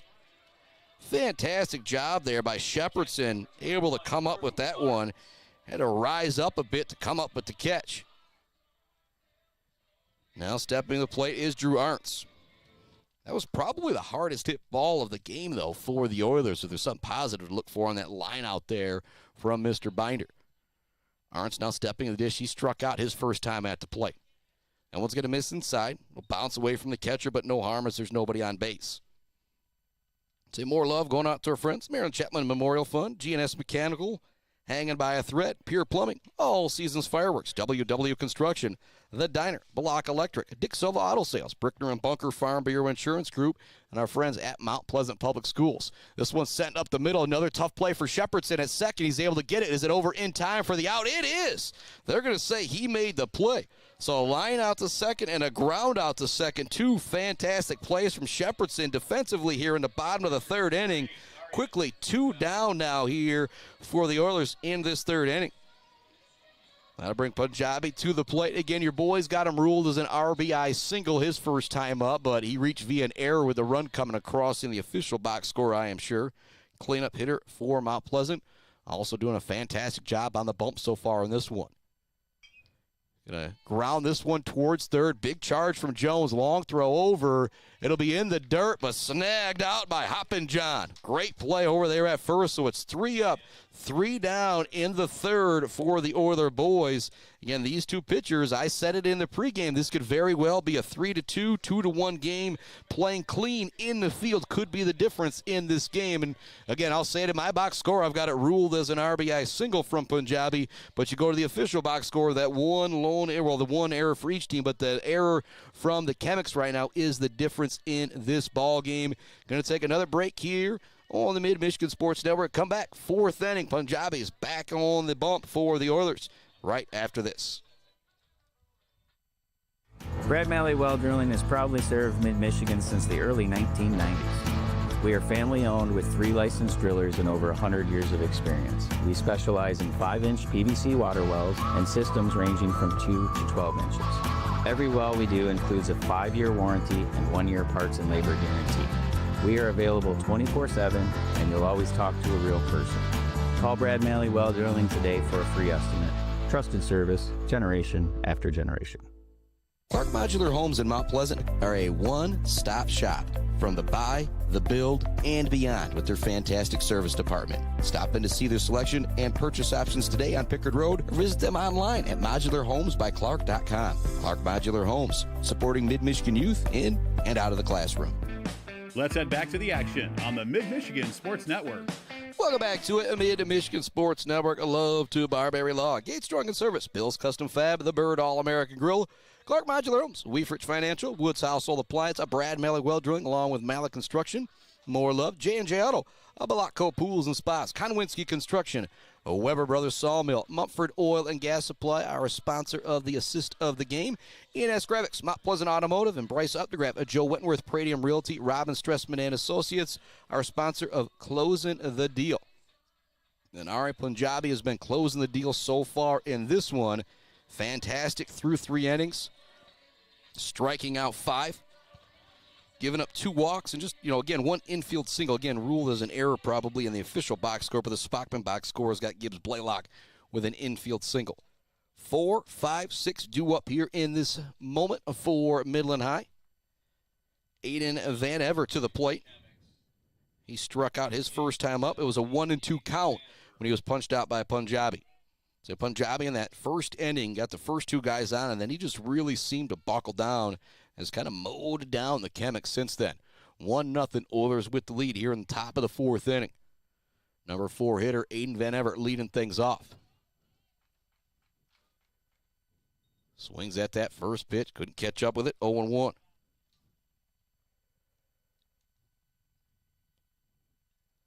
Punjabi winds and deals. This one's going to be sent towards right field. It's going to get up against the wall for extra bases. Maybe going for 3 here is Van Ever. They quickly get it in. Fantastic play out in right field from Brady Johnson, but it's a lead-off double for the Midland Chemics. That'll bring Wilson Cloha to the plate. If you're Midland, the way this game is going, the way Aryan Punjabi is pitching, you got to get this run in here from second base if you're going to win this game if you're Midland. Cloa stepping to the plate. He struck out on 3 pitches his first time up. Number 5 hitter at the plate here for the Chemics. The runner on second base, nobody out. Definitely a bunt in this situation to move that runner up to third, we could see. And Cloa swinging away. He'll swing through that first one. So when Punjabi has needed it, he has gotten punch-outs in particular back in that first inning. 0-1 the count. Cloha digs back in. Light blue jersey, a little bit lighter blue bat. Runner on second base. Punjabi. Now they show bunt. The runner is going. They're going to be able to get him down to third in time. What a throw from Arts behind the plate. Wager down to third in fantastic position. And a big mistake right there with Van Ever and Cloha. A little miscommunication there. And I'm not sure if that was ball 1 or strike 1 there. Waiting to see the umpire give us the 1-1 situation here. But what a play from behind the dish from Arns to throw it down to third. Wager was ready for it. I think that was supposed to be a hit-and-run type of situation. But Cloa couldn't get that one. 1-1 the count. Now 1 out with nobody on base here in the top of the 4th inning. Big-time play right there. Again, that could be in the running for our Bills custom fabrication of the game right there. Strike 2 now to Cloha. Foul tip there. They're going to say it's caught, though, so it'll be punch out number 6 for Aryan Punjabi. Again, you think about how this 4th inning started. You had the cleanup hitter, Van Ever, doubling up against the wall. Then he tries to take third base. He's thrown out by Drew Arns. Then you get a strikeout from Cloha. That'll now bring Isaac Jones to the plate. He grounded out to Punjabi his first time up. 6 Ks for Aryan Punjabi through 4 2/3.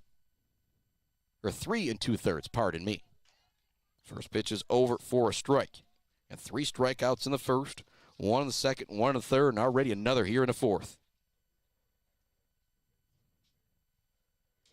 Winding and dealing. That one's going to break over the low part of the zone as well. 0-2 now the count to Isaac Jones. 2 down. Nobody on here in the 4th. Jones batting from the left side. Ready for the 0-2. It's a good job fouling this one off to stay alive as he sends it down the third baseline. Could make the joke. Aryan Punjabi pitching as hot as a Blocko's jacuzzi out there. He is mowing down the Chemics right now. And again, the one guy who doubled, the one guy who had a solid contact, he got thrown out trying to take third from Arts behind the plate. Breaking ball will break back over the zone. Strikeout number 7 for Mr. Aryan Punjabi through 4 innings. He has been absolutely dominant for the Oilers on the bump. A due-up for Mount Pleasant. Brought to you by our friends at J&J Auto, Blockco Pools and Spas, Weber Brothers Sawmill, Mumford Oil and Gas Supply, and Conwincy Construction. It's Jake Hutchins, Tate Wager, and Kyle Wallace. They went 0 for 3 their first time up, but we'll see if they can make something happen here as we head to the bottom of the 4th inning on the Mid-Michigan Sports Network. The Oilers lead it 1-0. Set it in the pregame, playing clean, hitting the ball, putting contact on the ball, making these guys play in some difficult conditions with the wind is going to be a big factor in this game, and it's kind of rang true so far. There has not been a whole lot of balls put in play, not a whole lot of hard-hit baseballs out here in this one. And again, the best hit of the game was just moments ago from Van Ever, but then he got snubbed out trying to take third base. And shout out to Drew Arntz and Tate Wager ready for that one. That was a big out. It was a leadoff double, and before Cloha can even have a chance to try and drive him in, he gets thrown out trying to take third base, and then it's punch out after that. Jacoby Lind, big lefty, back out on the mound for the Midland Chemics. Again, due up, it's Jake Hutchins, Tate Wager, and Kyle Wallace for Mount Pleasant here in the bottom of the 4th inning. And with the way Punjabi's pitching, get a feeling you get 1 or 2 more runs across, you're going to feel very comfortable in this one. Hutchins struck out on a 1-2 count his first time up. Tate Wager had a good drive out to center field on the first pitch he saw, but it was brought in center field by Blaylock, and Kyle Wallace struck out on a 1-2 count his first time up. Throw down to second base from Cooper Cummings is a good one. And we are ready to go here with the bottom half of the 4th inning. Oilers lead it 1-0 here on the Mid-Michigan Sports Network. Jake Hutchins stepping to the dish. Sophomore shortstop. Quite a few sophomores on this team, part of undefeated season last year for, I believe it was the Oiler JV or Oiler freshman team. Hutchins batting from the right side. Ready to roll. Lind back out there. Things starting to get a bit more tight for him as he is pitching great, but is still behind in this game 1-0 because the pitching counterpart, I don't want to say I was one-upping him, but Punjabi may be pitching just a little bit better than Jacoby Lind. As both the aces for each one of these teams are doing their job on the mound. Great breaking ball right there. Hutchins didn't know what to do with it. He swings through it. 0-2 now the count. Lefty Lind. Ready to go with the 0-2. This one's going to be fouled off, sent down the first baseline.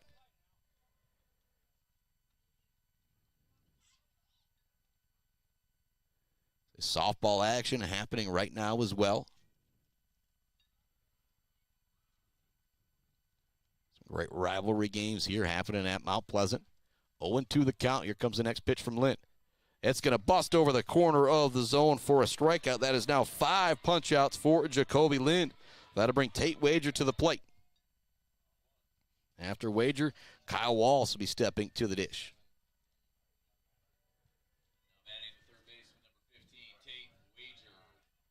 So think about the baseball games that I've done this year. Saw Sacred Heart win via Mercy over Glen Lake. Saw Shepherd win via Mercy over Pinconning. Saw Beale City win via Mercy over Pine River. And so this might be the first game I see that actually goes the distance here. Jacoby Lind gets ready to wind and deal. That one's going to miss. 1-1 now the count to Tate Wager. Wager digs back in on the right side. He's somebody you could see pitching for Oilers in game number 2 of this one. Lefty Lind winds and deals. Breaking ball stays outside. 2-1 now the count to Tate Wager. Where's number 15? Plays at third base for the Oilers, batting in the number 6 spot. In his first time up, took the first pitch he saw and drove it deep to center field. Here comes a 2-1. Takes that one as well. 3-1. One down, bottom of the 4th inning.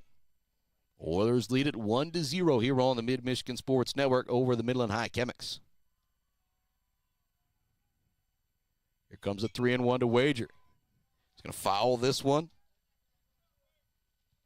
Over the backstop, I think over a press box here even. That one went flying out of here. Full count now for Tate Wager as he steps back in on the right side. Jacoby Lind, the big lefty, would love to get punch out number 6 if you're Wager. Love to get on here with just one down in the bottom of the 4th inning. Here comes the 3-2.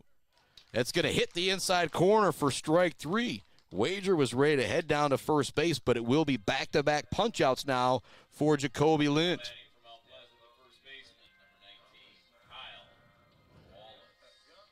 Oilers had base runners in the 1st and 2nd inning. Nobody on in the 3rd, and now looking for a clean inning here in the 4th is Mr. Jacoby Lind. And first one's going to miss. 1-0 to Kyle Wallace. Wallace struck out his first time up on a 1-2 count. He's done a great job over at first base, digging a couple balls out of the dirt for outs for the Oilers.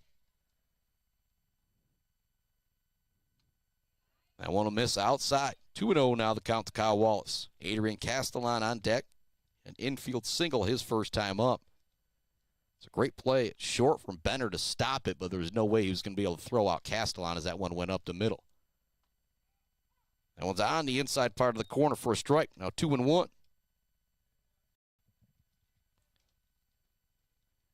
2-1 the count. 2 down. Bottom of the 4th inning. 0 over the Midland Chemics. That one will get away, catch arm as there's nobody on base. 3-1 now the count. And when you look at the official box score here, got the Oilers with 1 run, 1 hit, 1 error. Chemics, 0 runs, 1 hit. Comes the pitch from Jacoby Lind on the 3-1. It's going to hit the outside corner for a strike. Already heading to first base was Kyle Wallace. Again, when you take that bat and start to toss it a little bit, that umpire is going to say, hold on, my friend, not so fast. Head on back here. Count now 3-2.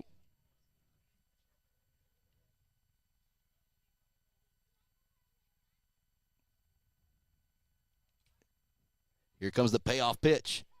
It's going to be on the inside corner for a strike, and Wallace was already heading to first base again, thinking of that one missed, and so striking out the side in the 4th. Jacoby Lind, we have got an battle happening right now. Lind, and we're going to take a break to Michigan Sports Network. When we come back, we are inning. Mount Pleasant, Midland High here on the Mid-Michigan Sports Network. What a pitching duel we have got. Back with more right after this.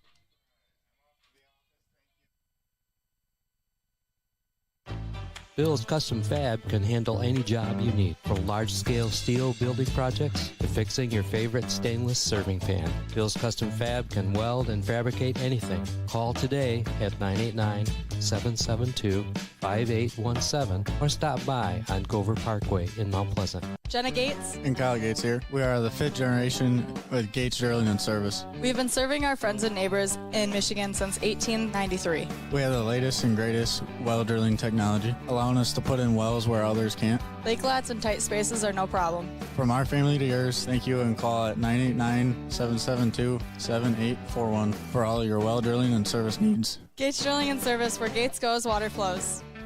Let's head back to the action on the Mid-Michigan Sports Network. Welcome back to the action on this Mid-Michigan Sports Network. We are now in the top of the 5th inning. It is a 1-0 lead for the Mount Pleasant Oilers. Yeah, things are starting to get nitty-gritty in this one, and boy, has it been a battle with Aryan Punjabi and Mr. Jacoby Lind both on the mound. They have now both struck out 7 batters through 4 innings. They have both only given up 1 hit. The only run of this game, again, the Spotman box score has got an RBI single for Punjabi, but the only run of this game came in via error way back in the 2nd inning for the Oiler boys. And that one is actually going to plunk Gabe Hoppenjohn, and so he'll head down to first base via the hit by pitch. And so leadoff runner on here for Midland High. It's happened 2 other times in innings, but they have not been able to pull anybody across. And Hoppenjohn, the first baseman, I don't think we're going to see a courtesy runner coming in for him. That's the type of body language I feel like I saw from Coach Johnson from Midland High, but he will be in to run. Hoppenjohn, after again hit by the pitch, that'll bring Madden Shepherdson to the plate. He flew out to center field his first time up. He's also made some great defensive plays as well in this game for Midland High. 1-0. Oilers with the lead. Top of the 5th inning. Leadoff runner now on. That one's going to miss. Showing bunt was Shepherdson. He pulled it back at the last second to take ball 1. Punjabi's got the ball back on the bump. He's ready to work a little bit quicker than the batter even is. Runner at first base is Hoppenjohn. Bunt's going to go foul this time for Shepherdson. Count now 1-1. That one gets away and throw a little too tall for Punjabi, but there to clean it up at shortstop is going to be Hutchins. Again, the runner, could he have moved up there? Maybe, but in this situation, with nobody out, leadoff runner on, you don't want him trying to go and get thrown out there in that type of situation. Shepherdson digs back in. See if he shows bunt again here to try and move that runner up to second base. He does show bunt, gets it down. Nice job. Wager coming in to field it, and they will be able to get the leadoff runner. Great play. It'll be a fielder's choice out. Fielder's choice reaching base for Madden Shepherdson. So the runner remains at first, and there's one down. A fantastic play there by Tate Wager, charging in, and he knew he had to throw over at first. Knew he had time to get the out at first base. So he took his time, said, do I got a chance to get the out at second? Yes, I do. My play, the fielder's there, quickly get the lead out there. And also with that runner going, from first to second, that runner going to first, a little bit easier with the force out, not having to tag there in that situation as well. So a runner remains on base. Top of the 5th inning, now 1 down. That one's just going to miss inside from Punjabi. Number 9 hitter, Gordy Freed at the plate. Check the runner at first. Here comes the pitch. Breaking ball. Nothing Freed's going to be able to do with that movement. And your boy's not a pitching expert, but again, you think about the slider, the sweeper, the curveball. He has got the movement going right now. Check the runner over at first. Back easily is Shepherdson. Freed now back at the dish. We're in the top of the 5th inning. The Oilers lead at 1-0. This one's going to be smoked out to left field. Binder trying to gather underneath it again with that wind out there. It's a really, really tough play, but he does bring in the fly out to left field. And so now 2 down here in the top of the 5th inning. You think about how this inning started with Hoppenjohn being put on via the hit by pitch. Looked like they were going to try and move the runner up, but a fantastic play at third base from Tate Wager. Got the lead runner, did not allow the sacrifice bunt attempt, and now here we are with 2 down. That runner still at first base. Now at the top of the order here with Cooper Cummings. Cummings technically doesn't have a plate appearance as he's walked both times at the dish. Takes strike one there, 0-1 to count. 2 down. Runner at first for Midland High. The Oilers lead it 1-0. This one getting really good late in this tight game. Check swing there. Doesn't matter as it's a strike anyway to Cummings. 0-2 quickly the count now. Punjabi has already struck out 7 through 4 2/3. Junior righty has a sign. He winds and deals. It's going to be sent towards short and third. It's going to get through for a hit. Threatening to move up to third, but he won't be able to, is Shepherdson. Nice job by Binder there, but it's going to be a single for Mr. Cooper Cummings. Just the second hit of the ball game for Midland High. And now runners at first and second with Gibbs Blaylock stepping to the plate. Yet in my box score, he's 1 for 2 with an infield single and a ground out, but in an official box score, he would be 0 for 2. Runners at first and second. 2 down. Top of the 5th inning. Oilers lead it 1-0. This one's going to be fouled back by Blaylock, swinging away at the first pitch. At second is Shepherdson. At first is Cooper Cummings. Cooper Cummings has been on base all 3 of his plate appearances. He's done great behind the dish as well for Midland High.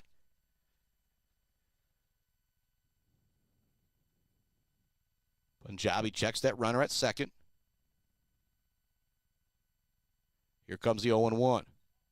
Just going to miss. Again, great movement on that one from Punjabi. There's not a whole lot Blaylock's going to be able to do with it, but it just breaks outside of the zone for ball 1. 1-1 now the count. Tabor Benner is on deck. He would love to get another opportunity here. He's 0 for 2. This one's going to be fouled to the backstop. 1-2 now the count to Gibbs Blaylock. And when Punjabi has needed punch-outs, he has gotten them. This would be a big situation here for one with 2 runners on, 2 down in the top of the 5th inning.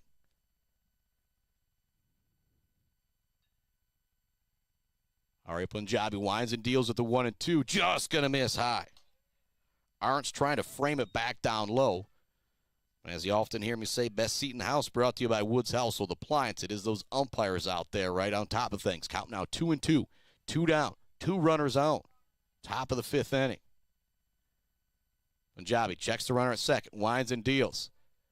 That's just going to miss low. 3-2 now the count. Again, Tabor Benner is on deck. Both times at the plate, he's had runners in scoring position, and the number 3 hitter has struck out twice. He would love to get an opportunity here. Punjabi winds and deals with the 3-2, fouled back. We'll do the payoff pitch one more time. We're in the top of the 5th inning. The Oilers lead it 1-0. Runners on first and second for Midland with the number 2 hitter at the plate, Gibbs Blaylock. The count is full. He just fouled off a 2-strike pitch. Pitch number 7 of the at-bat upcoming here. Punjabi winds and deals with the 3-2. Strike 3. He mows him down. The 8th strikeout of the game for Aryan Punjabi, and 2 more runners left on base for the Midland Chemics. What a big-time pitch there from the junior righty on the bump for strikeout number 8. What a performance so far from Aryan Punjabi. Again, I've got him in the Spockman box score as responsible for the lone run of the ball game as well, and he hadn't given up anything on the mound either. Back with the bottom of the 5th inning right after this on the Mid-Michigan Sports Network. Mount Pleasant Automotive on Mission has been serving local auto shops and do-it-yourselfers since 1988. Mount Pleasant Automotive is locally owned and carries all the auto part, car care products, and auto maintenance supplies you will need. Visit them online at mtpleasantautomotive.com. Mount Pleasant Automotive, caring for our cars and our local student athletes. Konwinski Construction offers a full range of construction services on small and large projects. Konwinski Construction is a leader in the community and are proud to support those student athletes who will be leading our community tomorrow. Konwinski Construction on Gover Parkway, Mount Pleasant. Let's head back to the action on the Mid-Michigan Sports Network. Welcome back to it on the Mid-Michigan Sports Network. I'm much loved. Mount Pleasant Public Schools, Martinez Lawn Care, Bogwai Banga and Bradley, Powell Frame and Collision, Dick Silva Auto Sales, Brickner and Bunker Farm Bureau Insurance Group, Block Electric, The Diner, WW Construction, All Seasons Fireworks, Pier Plumbing, Hanging by a Thread, GNS Mechanical, along with the Maryland Chapman Memorial Fund, Also our friends, Dance Again Dress Consignment Shop in Wademan. CNC Enterprises, your home for all things Red Wing and Irish Setter boots in your Carhartt headquarters. Also love the Isabella Community Sportsplex, Mount Pleasant Heating and AC, Smith & Sons Meat Processing, the Beale City Village Store, always my last stop before an Aggie ball game. Sydney's Judges Bench, Dog Central, Barry Funeral Home, Boomer's Lawn Care, Doozy's Ice Cream Place, almost up north, and Stitches for Britches. Schaefer's Bait and Sporting Goods, Gross Farms, Brad Gross Electric, the Fisher Companies, Central Concrete, Central Asphalt, and Fisher Transportation, along with Kenneth Egger at DDS. Now Midland High has 2 hits as we head to the bottom of the 5th inning. The Oiler boys only have 1 hit, but they still lead it 1-0. Got to go all the way back. The bottom of the 1st inning, Chase Willie got on base via walk, stole second base, moved up to third, and kind of some lazy play out there from Midland High. And then it was a pair of strikeouts to Binder and Arntz, and then Punjabi put one into play. Wasn't fielded great over at third, and it allowed that run to come in and score. That is the difference in the ball game, but Jacoby Lind has been pretty darn awesome as well going up against Aryan Punjabi. He has struck out 7 through 4. 8-9-1 due up here for the Oiler batting order with Adrian Castellan, Reddick Hovey, and Chase Willie. And technically, Castellan has the only hit of the ball game for the Oilers, and that was an infield single. First one's over for a strike, 0-1. Castellan is ready to work from the right side. He's going to send this one towards left field. It's going to get down, possibly extra bases with the speed of Castellan. He turns, is charging towards second. Here comes the throw. He is in, standing up. It's a lead-off double for Adrian Castellan. And you think about that Weber Brothers sawmill timber of the game. Castellan now 2 for 2 for the Oilers. The only 2 hits in the ball game. So he looks like he is going to be taking home that Weber Brothers sawmill timber of the game accolade when we talk about things in our Bird All-American Grill post-game show after this one. But there's still a lot to be decided here. We're in the bottom of the 5th inning. The Mount Pleasant Oiler boys lead it 1-0 over Midland High. You've got the leadoff runner on second base with Reddick Hovey stepping to the dish. Plays center field. He's got a lot of speed. He is a threat to drop down a bunt to try and move Castellan up to third base. He's also a threat to have a bunt single as well. He drew a walk on a full count his first time at the plate. Castellan with just kind of a 2-step lead out there. Holding him on at second base is Shepherdson. Stepping out now is Hovey at the plate. 1-0, Oilers lead it. There's just 2 hits apiece for each team and 1 error when you look at that scoreboard. This has been a pitcher's duel with Jacoby Lind and Aryan Punjabi. The bunt gets down, but it goes into foul territory. It was a great jump from Castellan as well. He surely would have been safe at third if that one had stayed fair. The way it took that first pop, it might have also allowed Hovey to zoom into first base with a bunt single as well. It just went foul to the left side of the catcher towards that third baseline. 0-1 now the count. Playing way in on the grass at third is Isaac Jones. Now you swing away here. You got a big hole in between second and third if you are Reddick Hovey. Lind checks the runner. Shows bunt. It's going to be low and outside. Nice job covering at shortstop. Some great fundamental play right there. You had Jones charging, and so Benner had to come over and try and cover third base. But again, that just opens up a big, big hole out there. If Reddick Hovey, he's going to show bunt here again, but if he does have those 2 strikes, he will show the bunt. He'll pull it back again. Now they're going to throw it out to second, and they might have Castellan caught in a pickle. He is going to be run down trying to get back to second base. That is a big, big out right there. And again, eerily similar going back to the 4th inning for the Midland Chemics. They had a leadoff double, but Van Ever tried going to third base. He got thrown out. And so now nobody on, 1 down here in the bottom of the 5th inning as Hovey steps back in. So each team now had a leadoff runner on with a double, and they got thrown out, nabbed out, trying to go to third. This one's a high fly ball. Again, this is not an easy play. Drifting from the infield to the outfield is Benner, and he'll bring it in. That is a fantastic catch out there from Tabor Benner. A lot of wind pushing that ball all over the place. He also had to go from the dirt of the infield to the grass of the outfield to make that catch. Fantastic play out there from Mr. Tabor Benner. We're now at the top of the order with Chase Willie. He has scored the lone run of this game. He was the leadoff hitter for Mount Pleasant in this game. Came around to score after he walked, stole a base, move up to third, and Castellan put it in play to bring him around. Outside corner for strike one to Chase Willie. Oh, they're going to say that one missed. 1-0, pardon me. Oh, no, it was a strike. All right.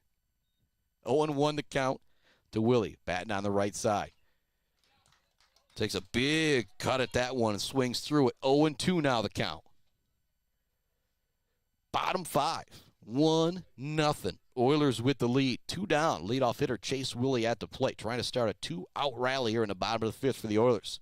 Castellan had a leadoff double to start this inning, but he got caught in between second and third. Great play from behind the plate by Cummings. Threw it down to second, had so much gas on it, Castellan thought maybe he could get to third base. That's a great play from Shepherdson, Jones, and Benner to get that guy, Castellan, in between second and third. Here comes a grounder towards the middle. Shepherdson with another unbelievable play. His throw will take the first baseman off the bag, which will allow Chase Willie to move up to second base. Almost an unbelievable play out there from Shepherdson.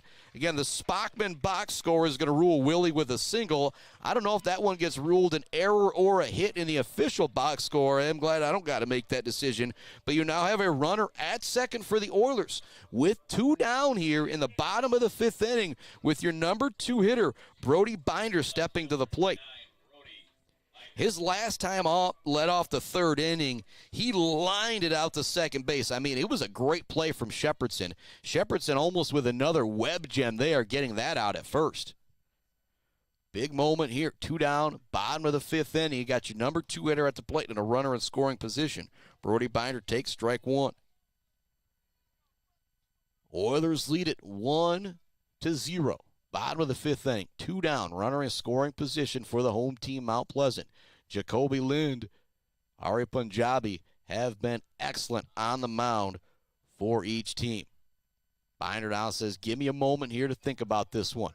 Steps out, steps back in, batting from the left side, wearing number 9. Oilers out there in the all-white. Blue and gold, Mount Pleasant across the chest.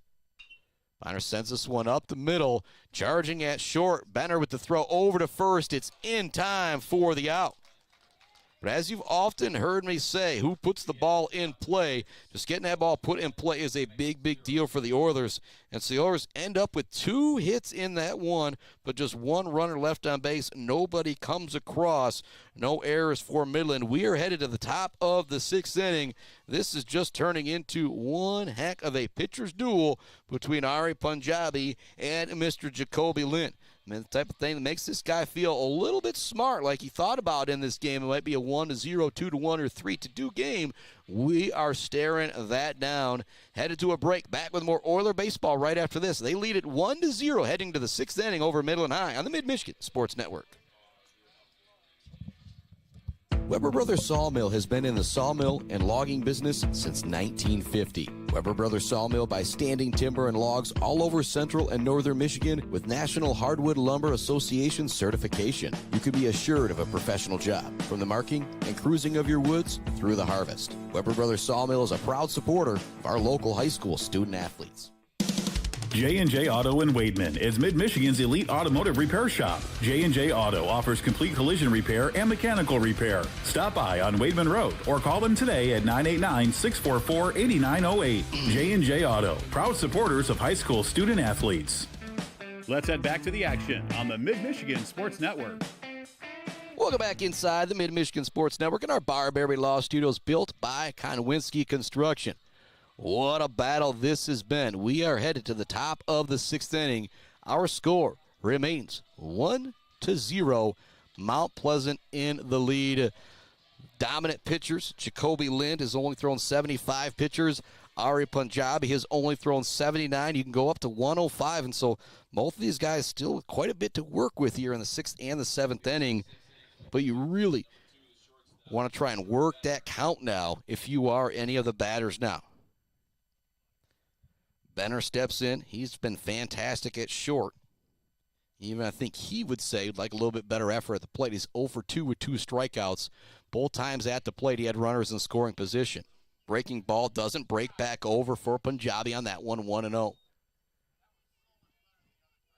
1 run, 3 hits, 1 error so far for the Oilers. 0 runs, 2 hits, and 2 errors so far for the Chemics in this one. 1-0 from Punjabi. That one's just going to miss. 2-0 now the count to Tabor Benner. Aiden Van Ever is on deck. His last time at the plate, he doubled, was ultimately nabbed out trying to take third. Drew Arntz with the throw down to Wager to get him. Here comes the 2-0. That one's over for a strike. 2-1 now the count to Tabor Benner, the number 3 hitter for Midland High. Big time battle here between these two, Lind and Punjabi. This one's going to be popped up in the air. Wager looking to make the play in foul territory again. With that wind, it's going to be tough, and he's not going to be able to get there. Again, that wind is just really going to make things difficult, especially you're running one way, then you got to try and backpedal. You know that third base coach is out there as well for Midland, and so just a difficult play. That one will drop into foul territory. 2-2 now the count. Nobody down. Top of the 6th inning. Number 3 hitter Tabor Benner at the plate for the Midland High Chemics.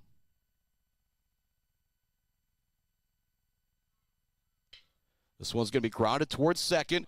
Willie's going to be able to gather in front of it. Misses it for a moment. It's going to be an error.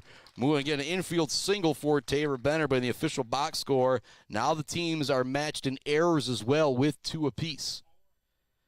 Now the leadoff runner is on here in the 6th inning with the cleanup hitter, Aiden Van Ever, stepping to the plate. Big moment here in this one. 1-0 the score.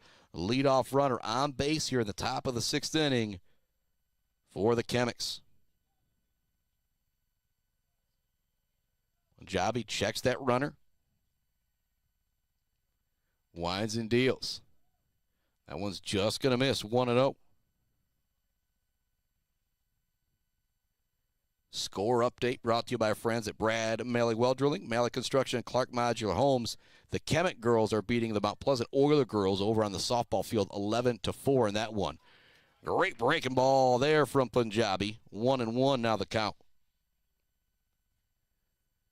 Van Ever, cleanup hitter, the DH in this one. Waves that bat. Ready to go. Here comes the pitch from Punjabi. This one is drove out towards left center. It's going to get down for extra bases. The game-tying run is going to come in to score all the way from first. Binder with the quick throw in to third to Hutchins, but the RBI double. The damage is done there from Van Ever as he drives in the game-tying run. We're now tied at 1 apiece after Benner reached, again, I've got it as the infield single, but reached via an error, so neither pitcher has technically given up an earned run in this game. That'll bring Wilson Cloha to the plate. 1-1. We are now tied.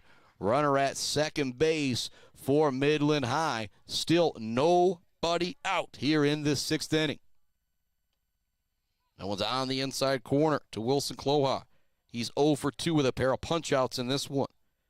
And this inning started with the hard hit ball from Benner towards second. I said again, the Spockman box score's got him an infield single. An error in the official box score was driven in by the RBI double from Van Ever just moments ago. That one's going to miss. 1-1 now the count to Wilson Cloha. Isaac Jones, Gabe Hoppenjohn, the next 2 hitters due up. Still nobody down. 1 run already across here in the top of the 6th inning. That one's going to stay high for Punjabi. 2-1. Great leadership here from Drew Arntz. He's going to walk this baseball out to Punjabi. Knows how big of a moment this is here. 2-1 to count. At the dish is Wilson Cloha. He is the number 5 hitter for Midland High. Inning started with the number 3 hitter, Tabor Benner, getting out with an infield single. He was drove in moments ago by Aiden Van Ever with the RBI double to tie this game at 1 apiece in the top of the 6th inning. Punjabi checks the runner. Showing bunt. Going to get it down, and it's a great bunt. Only play is going to be at first base for Punjabi. Gets it over there in time for the out.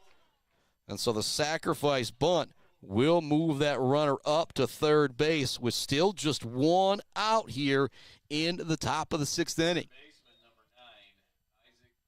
Isaac Jones stepping to the plate. He has grounded out to the pitcher, and he has struck out. We're now tied at 1 apiece here in the top of the 6th inning with Mount Pleasant and Midland High battling it out here. Game number 1 of 2 in this matchup. They'll also play later this week. This one grounded towards second. Not an easy play for Willie. He's also got to hustle to get the out. He will get there, but they do manufacture that run. It's now 2-1. I'm going to call that a sacrifice RBI from Mr. Jones as well. Now 2 runs across here into the top of the 6th inning for Midland High. They'll bring Hopper John to the plate with 2 down. Top of the 6th inning. 2-1 the score. Here comes the pitch from Punjabi. It's going to break back over the plate, but they're going to say low. 1-0 the count to Hopper John. On deck. He's technically 0 for 2 on the day. Well, pardon me, 0 for 1 on the day. He reached via hit by pitch. Ultimately got out via fielder's choice. That one will bust back over the zone for Punjabi. 1-1 now the count. Shepherdson on deck. Here comes the 1-1 from Punjabi. They're going to say that one missed. 2-1 now the count to Hopper John.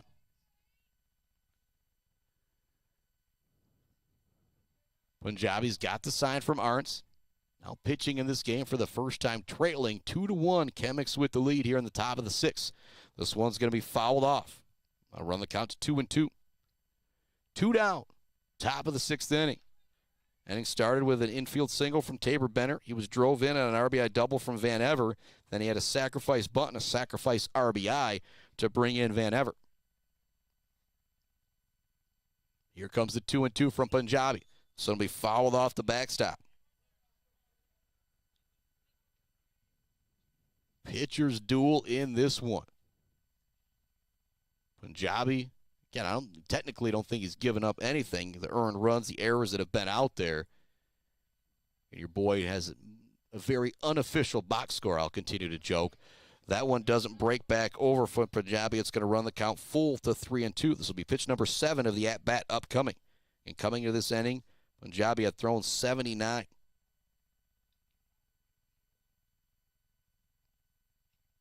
Here comes the payoff pitch. Check swing, it will be strike 3. That is now 9 punch-outs for Aryan Punjabi, but 2 runs come across on 2 hits for the Midland Chemics. They now lead it heading to the bottom of the 6th inning, 2-1, due up for the Mount Pleasant Oilers. It is 3-4-5 with Drew Arntz, Aryan Punjabi, and Jake Hutchins. And so if you're the Oilers, 3-4-5, this is the part of the order that you want coming up in this situation, trailing 2-1, heading to the bottom of the 6th inning. This has been an absolutely fantastic game. And I said it in the pregame, clean play in the field, putting the ball in play. Those are going to be the differences in the game. And credit to Midland Chemics. They put the ball in play, 4 times? The infield single, the double, the sacrifice bunt, the sacrifice RBI. Ultimately, the strikeout got him out of the inning. But just putting the ball in play, moving those runners up, doing everything you can has been a big, big difference in this game. 2-1, Midland High with the lead. Bottom of the 6th inning. 3-4-5 coming up for the Oilers. Arntz, Punjabi, and Hutchins to see if they can tie this game or get that lead back. Much love. Bryce Updegraff, Joe Wentworth, Palladium Realty, Robin Stressman and Associates, our sponsor of Close Into the Deal. And if you're out there trying to sell your home, trying to buy a home, sell some property, buy some property, and you just can't close the deal, well, you need to get a hold of Bryce Updegraff or Joe Wentworth at Palladium Realty, and they will close that deal for you. Also love to Mount Pleasant Automotive. Again, our substitutions, replacement parts are brought to you by Mount Pleasant Automotive. Haven't had a whole lot in this ballgame as the pitchers have been fantastic, but when there is pitching changes, they're brought to you by our friends at Mount Pleasant Automotive. Just like these coaches need substitutions, replacement parts, so does your vehicle, and they've got them at Mount Pleasant Automotive. Also loved ENS Graphics, Mumford Oil and Gas Supply. I haven't seen an assist of the game yet. I think the assist of the year coming from Lexi Borodachuk last week against Midland Dow, making the catch in center field and throwing a girl out at home. Also love Weber Brothers Sawmill. Our timber of the game so far has got to be Adrian Castellan with the infield single and the double for the Oilers. Also love Konwinski Construction, Blocko Pools and Spas, and J&J Auto. Number 3 hitter, Arntz at the dish. Bottom of the 6th inning for the Mount Pleasant Oilers here. First one is going to miss inside.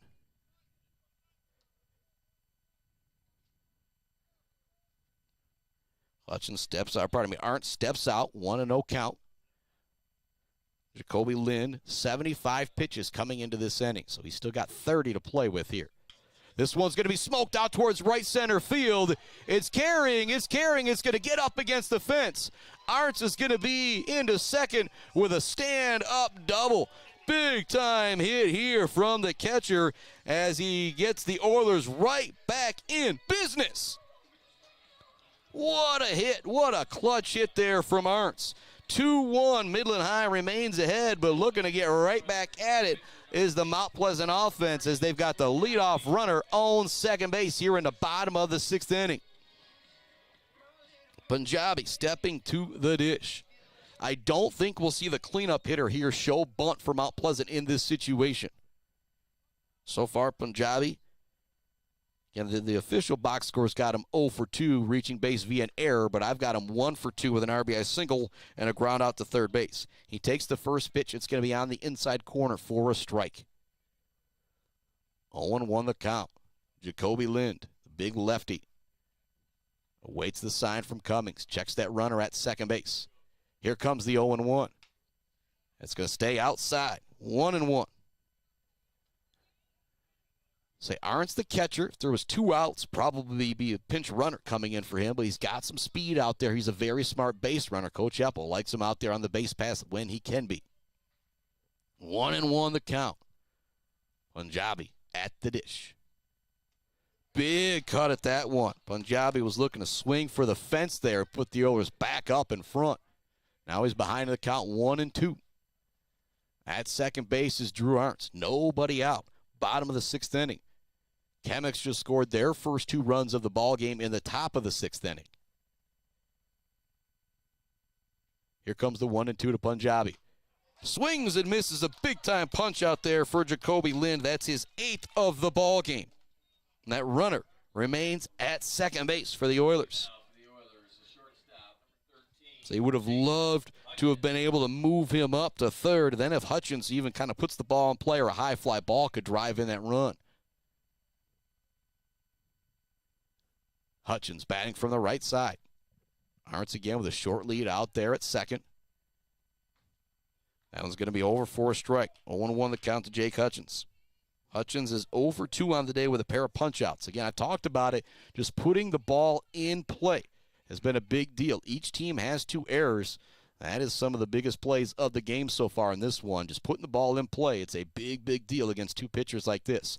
Now they show bunt. It's pulled back, but it's going to be a strike anyways. That'll take the bunt out of play for Hutchins. He's now down in the count 0-2. If you're Jacoby Lind, this would be a good situation here to, kind of waste a pitch or two, try and get Hutchins to chase in this situation. Bottom of the 6th inning, you've got a 2-1 lead, 1 out, runner on second base. Even if one gets away from the catcher Cummings, it won't allow that runner to come in all the way from second. So you really go for the punch out here, in my opinion, if you're Lind. Let's see what he brings. And will be fouled off down the first baseline by Jake Hutchins. What a ball game this has been. The Oilers scored back in the bottom of the 1st inning. It remained 1-0 all the way until the top of the 6th inning when the Chemics brought 2 runs across. It's 2-1 here in the bottom of the 6th inning. At the plate is Hutchins. He's behind in the count 0-2. Just fouled one off. He's going to take that one. It goes low, 1-2. Great eye there from Hutchins at the plate. That's one of those when you're standing back here a little bit above the plate, you wonder, ooh, how was that one? But it's a much better view out there for the umpire. Best view in the house, brought to you by Woods Household Appliance in Clare. Here comes the 1-2. Lind checks that runner at second base. Winds and deals to Hutchins. Hutchins sends this one in between first and second. Will they send Arntz around third? They will. Here comes the throw home. It won't be on line for the tag. Drew Arntz comes around to score the game-tying run into second with the RBI. Well, we'll just give him the double. It is Mr. Jake Hutchins. We are tied at 2 apiece here in the bottom of the 6th inning. Still just one down. Still a runner at second base for the Oilers with Tate Wager stepping to the plate. He flew out to center field his first time up, ran the count full before striking out his second time up. 0 for 2 on the day for Wager. The third baseman, the number 6 hitter, steps to the dish for the Oilers. Big moment. 2-2 the score. Bottom of the 6th inning. One down. Runner on second base for Tate Wager. Jacoby Lind, Cooper Cummings having a meeting right now on the mound. Great leadership here from Cooper Cummings. 2-2 the score. Bottom of the 6th inning.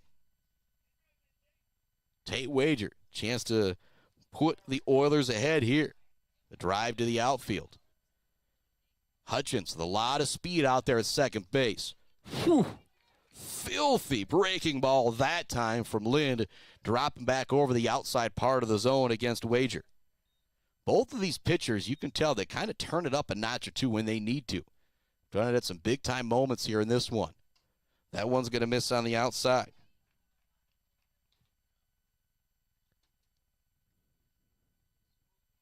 Yeah, we know. 2-2 the score here. Bottom of the 6th inning. One out. Runner at second base for the Oilers. Wager says, step out. Give me a moment here. Give me a moment. Now he steps back in on the right side. Lind never really left the rubber. I think he's got the pitch that he wants. Checks that runner. Here comes the throw. Swing and a miss. Count now 1-2 to Wager. We're tied at 2 apiece here. Bottom of the 6th inning. The Oilers looking to add a run. 1-2 the count to Tate Wager. Wager waving that bat over the back right shoulder. Runner at second base. Hutchins leads away. Here comes the 1-2. It's going to be sent foul down the first baseline out of play. Good contact there from Wager. Just needs to straighten that one out. 1-2 the count. One out. We're in the bottom of the 6th inning. The go-ahead run at second base for the Oilers.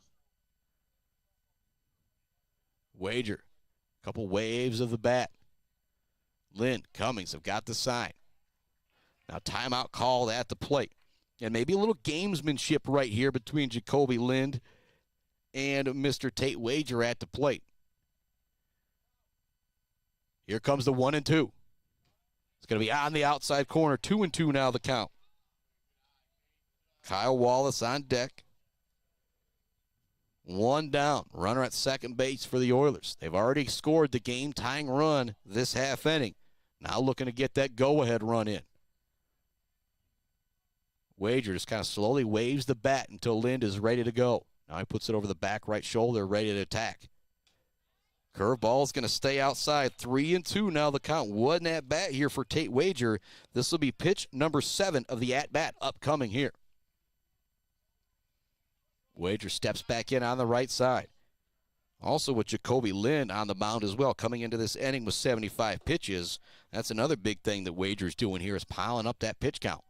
Here comes the 3-2. It's going to bounce up there. Ball 4. Now a pair of runners on here for the Oilers.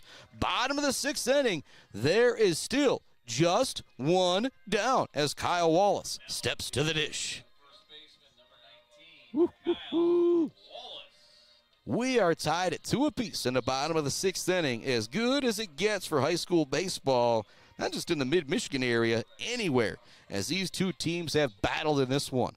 Kyle Wallace at the plate. Again, he's 0 for 2 today with a pair of punch-outs. He's been able to see Lind twice, though. Got a little bit better idea of what he's going to attack him with. Here comes the first pitch of the at-bat. It's going to be on the outside corner for a strike. Wallace thought about going after it, pulled back at the last second. It's going to be over for a strike regardless.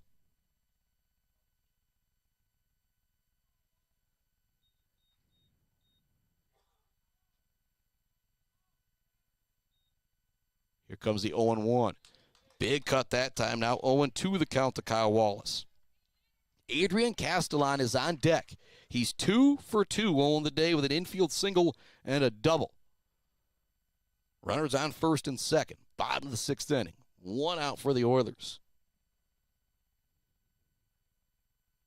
Big lefty Jacoby Lind has got the sign from Cummings behind the plate. Here comes the pitch. That's going to miss high. Good job there by Wallace, not going after the high heat. 2-2 the score. Bottom of the 6th inning. Who's going to close the deal? Brought to you by our friends Bryce Updegraff, Joe Wentworth, Pradium Realty, Robin Stressman and Associates. It's still all on the line right now. Big cut that time for Wallace. He's going to go down on strikes for the 3rd time here today, and that is the 9th punch-out of the game for Mr. Jacoby Lind. Castellan now to the plate. 2 down. Bottom 6. We're tied at 2 apiece. Runners on first and second for the DH, the number 8 hitter, Adrian Castellan. Here comes the first pitch. Swings at it. Excellent breaking ball there.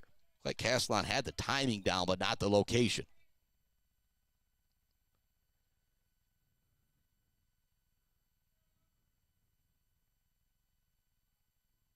Lind settles in, checks that runner.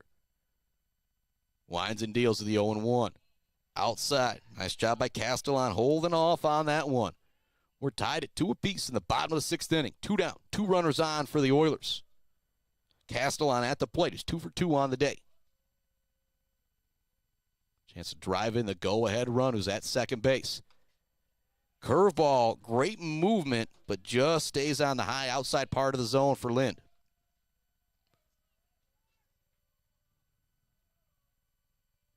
An instant classic here on the Mid-Michigan Sports Network. Bottom of the 6th. We're tied at 2. 2 down. 2 runners on for Castellan. That one also just stays outside. 3-1 now the count to Adrian Castellan. Reddick Hovey's on deck. He's walked and popped out to short his 2 times at the dish.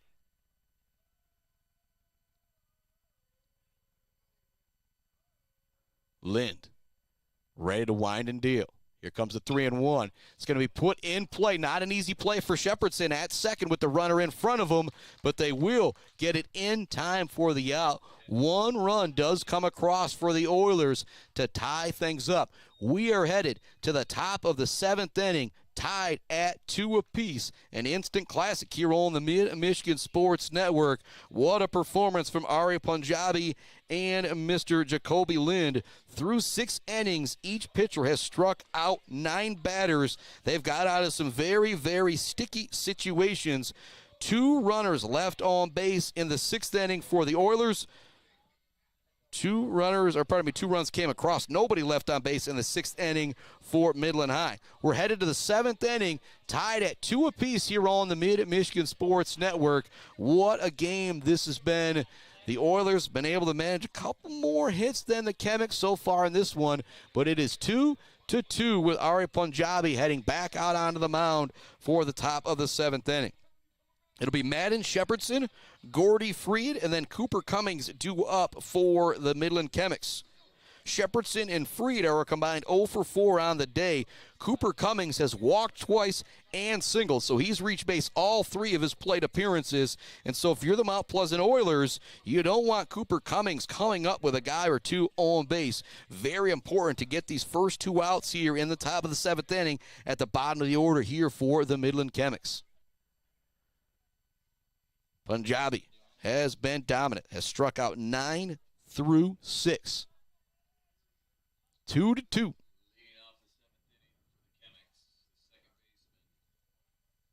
Madden Shepherdson now stepping to the dish. Shepherdson batting from the right side. Again, he's 0 for 2 on the day. Did reach base via fielder's choice back in the 5th. He has been legit all-state type defense at second base in this one for Midland. First pitch is on the inside corner for Punjabi for a strike. We're tied at 2 apiece here. Bottom of the 6th inning. Shepherdson waving the bat over, back right shoulder, pardon me, on the right side of the dish. This one's going to be sent towards third. Great play from Wager to dig it out of the dirt. Now the long throw over to first in time. That is not an easy play there at the hot corner as they get the out. That'll bring Gordy Freed to the plate. He's 0 for 2 on the day. He grounded out to second base back in the third and flew out to it's either center field or left field. I can't read the guy, can't read my own writing back in the fifth inning. But a ground out and a fly out, that is the gist of the story. One down here in the top of the seventh. Number 9 hitter at the plate in Gordy Freed. Again, with these two lineups, they're not your typical number 9 hitter. I'll joke. You don't got a Chris Spockman at the bottom of the lineup for either one of these teams. Both of these guys are there to try and turn around the order and add a lot of speed at the bottom of the lineup. Here comes the 1-0 from Punjabi. It's going to be roped in between third and short for a base hit for Gordy Freed. That is big time right there for the Chemics as you now turn it around to Cooper Cummings, who's been on base all 3 of his plate appearances.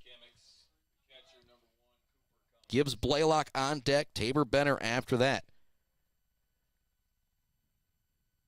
One down, top of the 7th inning. Now a runner on first base after the single there from the number 9 hitter, Gordy Freed.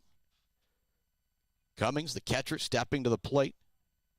He's been really good behind the plate. Him and Drew Arntz have both been great. You think about the movement that these two pitchers have with Punjabi and Jacoby Lind. They haven't let anything get by him. Punjabi misses with the first one. 1-0 the count.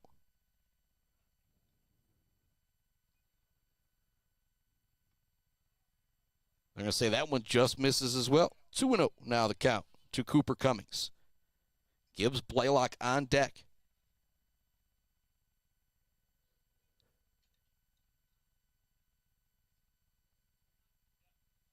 Here comes the 2-0 from Aryan Punjabi. This one's going to be fouled off, 2-1. Ready to take off from first was Gordy Freed, but that one went foul.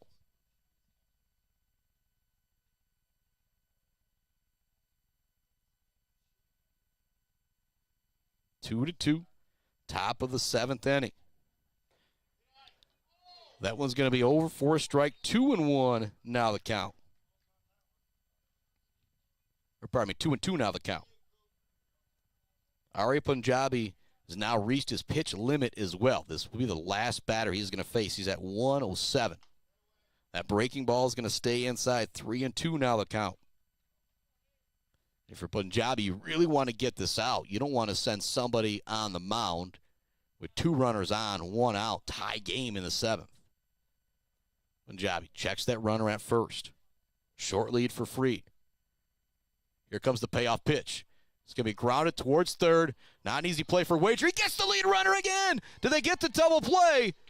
Not in time, but that is the second time today that Tate Wager from his third base position has been able to nab that lead runner. And again, you think about how good these two pitchers have been in this ball game. When you can get that lead runner, it's a big deal. And so now a new pitcher is going to be coming into the game for Mount Pleasant with 2 down, a runner on first base in the top of the 7th inning. And think about how different of a situation it is for a new pitcher to come in 2 out, 1 runner on, as opposed to 1 out, 2 runners on. Big time out there to get that play. Now we'll have a new pitcher coming into the game. We're going to take a little break here on the Mid-Michigan Sports Network. Give this pitcher a moment to warm up. When we come back, oh boy, this is an instant classic here on the Mid-Michigan Sports Network. Our score, 2-2 in the top of the 7th inning. New pitcher coming in. We'll check things out when we come back here on the Mid-Michigan Sports Network. Brad Malley Well Drilling has proudly served Mid-Michigan since the early 1990s. We are family-owned with 3 licensed drillers and over 100 years of experience. We specialize in 5-inch PVC water wells and systems ranging from 2 to 12 inches. Every well we do includes a 5-year warranty and 1-year parts and labor guarantee. We are available 24/7, and you'll always talk to a real person. Call Brad Malley Well Drilling today for a free estimate. Trusted service, generation after generation. Clark Modular Homes in Mount Pleasant are a one-stop shop from the buy, the build, and beyond with their fantastic service department. Stop in to see their selection and purchase options today on Pickard Road or visit them online at modularhomesbyclark.com. Clark Modular Homes, supporting Mid-Michigan youth in and out of the classroom. Let's head back to the action on the Mid-Michigan Sports Network. Well, welcome back to it. This is the Mid-Michigan Sports Network. We are tied at 2 apiece. There is 2 down, a runner on first base. New pitcher coming into the game is going to be Rivalry Hovey for the Mount Pleasant Oilers. Lefty coming into the game now. And some substitutions going around. Looks like Wheeler's going to be out in center field. Binder remaining in left. Hovey, Wallace, Willie. He's going to read things. So you now have Wheeler out there in center. Binder in left. Johnson in right. Wager at third. Hutchins at short. Willie at second. At first, Kyle Wallace. Behind the plate, Drew Arntz. And now on the bump, Mr. Rivalry Hovey as he gets a few more warm-up pitches in to get things ready to go. Tough spot to come in if you're Rivalry Hovey. There is 2 down, 1 run around top of the 7th inning. It's a tie ball game, 2-2. But again, I'll give a lot of credit. It's a much different situation than it could be coming into the game with 2 runners on or even a runner at second base, as Tate Wager did a fantastic job getting Gordy Freed, the lead runner, trying to go to second base. I have Cooper Cummings on first base via a fielder's choice. Now stepping to the plate is Gibbs Blaylock. Blaylock reached base via an infield single in the first inning, was stranded there. Since then, he has grounded out to short and struck out. 2-2, we are tied.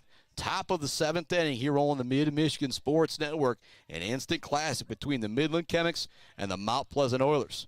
First pitch for Rivalry Hovey's just going to miss high.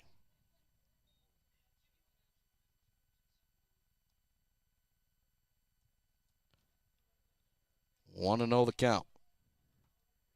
Hovey checks the runner. Gets the inside corner there at 1-1. 2 down, top of the 7th inning. We are tied at 2 apiece with the Oilers and the Chemics. Rivalry baseball, just what you would expect from these 2 squads. Hovey, the new pitcher, throws it in there. Showing bunt was Gibbs Blaylock. Waiting to see. I don't think he pulled the bat back soon enough, but I didn't see him throw that strike call up there, so it will be 2-1. Looked like Blaylock kind of leaned over the plate right there, but 2-1. Hovey, the lefty, ready to wind and deal. That one's going to miss low. 3-1 now the count to Gibbs Blaylock. There's 2 down, top of the 7th inning. Tabor Benner, the number 3 hitter, would love to get an opportunity here. Infield single his last time up, came around to score from a double from Aiden Van Ever. That one's going to miss high, so a walk surrendered by Hovey as his first batter that he faces. But again, a very difficult situation to come in this game. Game tied, top of the 7th inning, 2 down. Runner on. Now runners on first and second with Tabor Benner stepping to the dish. His first 2 times at the plate, he came up with runners in scoring position, went down on strikes. His 3rd time at the plate, he reached base via an infield single and was able to score the first run of the game for the Midland Chemics. He's also done a fantastic job fielding his shortstop position in this one. That one's going to stay inside, kind of go over the head there of Tabor Benner. Aiden Van Ever is on deck. You do not want to see him. He's 2 for 3 with a pair of doubles. Like an RBI and a run scored. Comes the next pitch from Rivalry. That one's in there for a strike, 1-1. We're tied at 2 apiece. Top of the 7th inning. Mount Pleasant, Midland High. Just an absolute classic here on the Mid-Michigan Sports Network. Much love, Malley Construction, Brad Malley Well Drilling, Woods Household Appliance, Wieferich Financial, Clark Modular Homes, The Bird, All-American Grill, Bill's Custom Fab, Gates Drilling and Service, and Barberry Law. You see their logos up there on the screen. They are the big title sponsors of the Mid-Michigan Sports Network. When you think about doing business in the Mid-Michigan area, think about supporting those folks who support the Mid-Michigan Sports Network, thus these youngsters out there. 2-1, now the count. Here comes a pitch from Hovey. Swinging through that one is Tabor Benner. 2-2 the count. 2 runners on. We're tied at 2 in the top of the 7th inning. This is as good as it gets right here.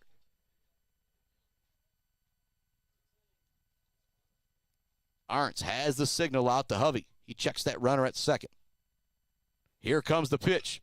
It's going to be smoked out towards left field. It's going to get down for extra bases. 1 run is in. We'll see if they send Blaylock in from third. He will hold at third, but it's an RBI single for Tabor Benner.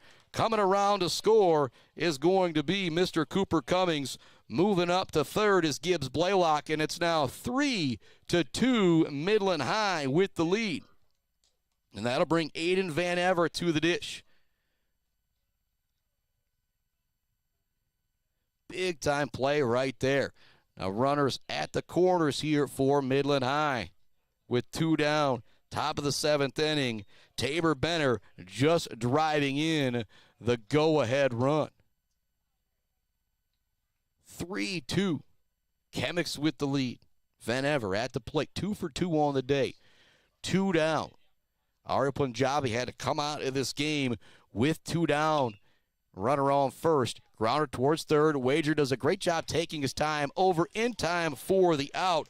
Another great play by Wager at his third base position, but damage was done. 1 run comes across for the Midland Chemics. We are now at a 3-2 score heading to the bottom of the 7th inning. The Oilers have to make it happen here in the bottom of the 7th inning. Due up for the Mount Pleasant Oilers. It is going to be Reddick Hovey, then back to the top of the order with Chase Willie and Brody Binder.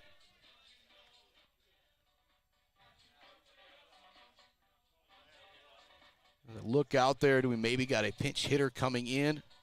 Actually, Mo, it's going to be Willie that is up here. That's part of me. Hovey was the last out there. Nope, never mind. Hovey's coming out in front of Chase Willie there. Again, I'm looking over to there. I should have just referred to my sheet. But it's going to be Reddick Hovey, then back to the top of the order with Chase Willie and Brody Binder. Hovey is 0 for 1 out of the day. He's also walked, so he's reached base once out of his 2 plate appearances. Chase Willie on the day is 1 for 2. He's also walked and scored a run.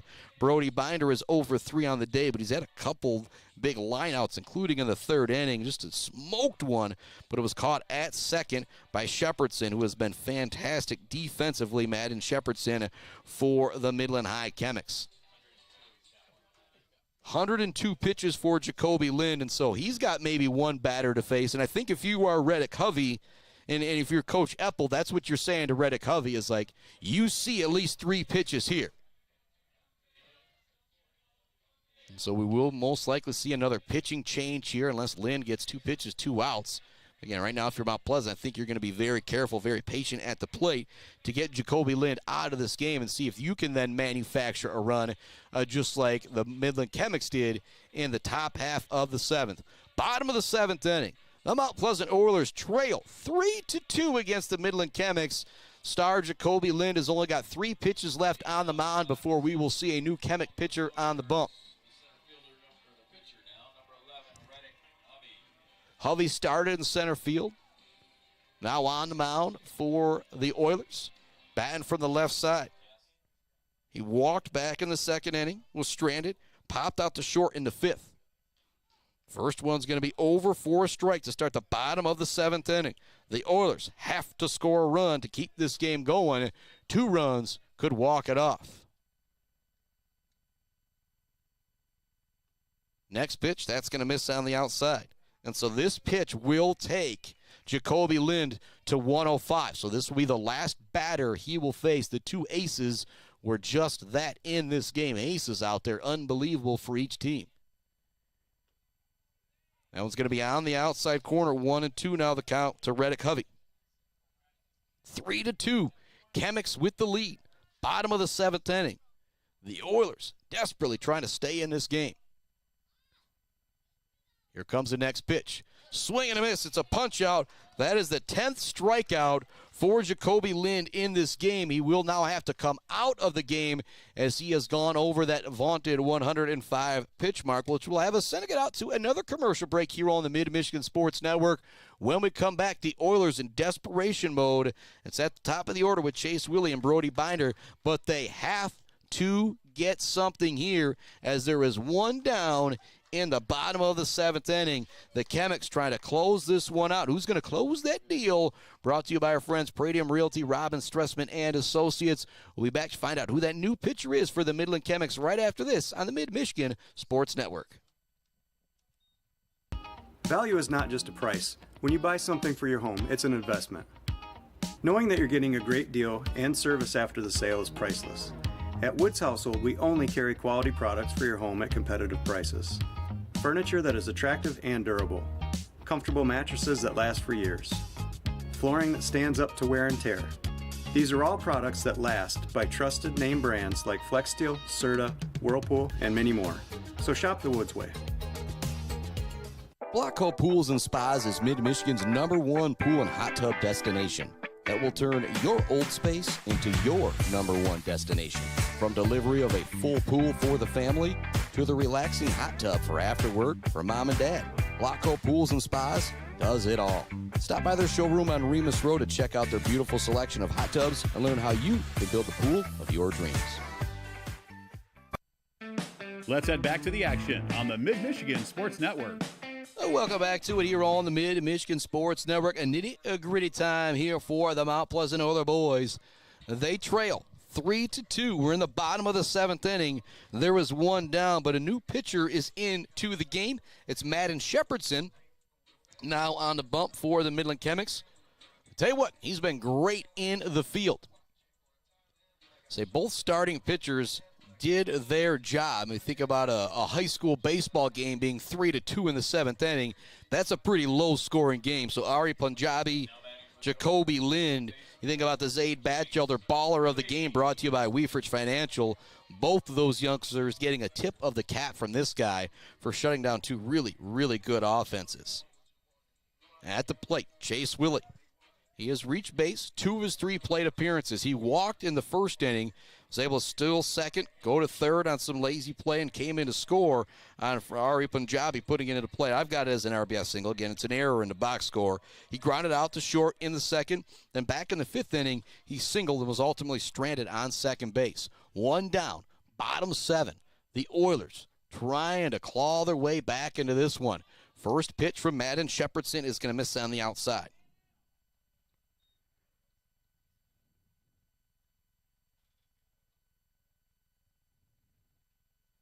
1-0 the count.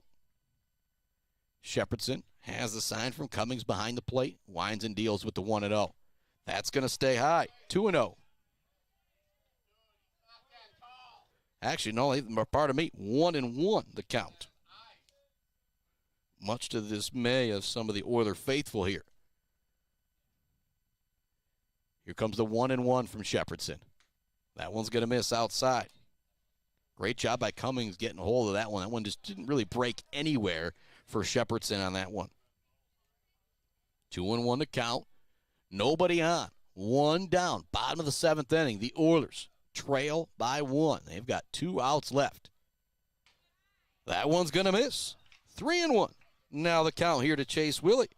And we've already seen the speed of Willie. He can take a bag if he wants. So if he gets on here with 1 down, Binder coming to the plate. Woo, that would be big. That one's going to miss. It's going to be a walk for Chase Willie. Second time he's been on base via base on balls in this one. And the Oilers are now in business with the game-tying run at first base. Brody Binder stepping to the plate. He's 0 for 3 on the day with a strikeout, a line out to second base, and a ground out to short. Last 2 times he's gotten out, it's been fantastic plays in the field to get the left fielder out for Mount Pleasant. 3-2, Chemics in front. Game-tying run at first base for the Oilers. 1 down, bottom of the 7th inning. Here comes the pitch. That's going to miss high. And right now, the situation, if you're Coach Eppel, you're probably telling your hitters, I don't want you taking the bat off your shoulder until we see another strike here from Shepherdson. The one strike call that he did get versus Willie, you could call it controversial. Batting from the left side is Brody Binder. Here comes the 1-0. And again, that misses. 2-0. Again, you don't want to take the bat out of the hands of a kid like Binder, but if Shepherdson's not going to throw strikes, just wait till you get a strike up here. Again, Shepherdson, very similar to what we saw from Hovey, just coming in a really, really tough situation.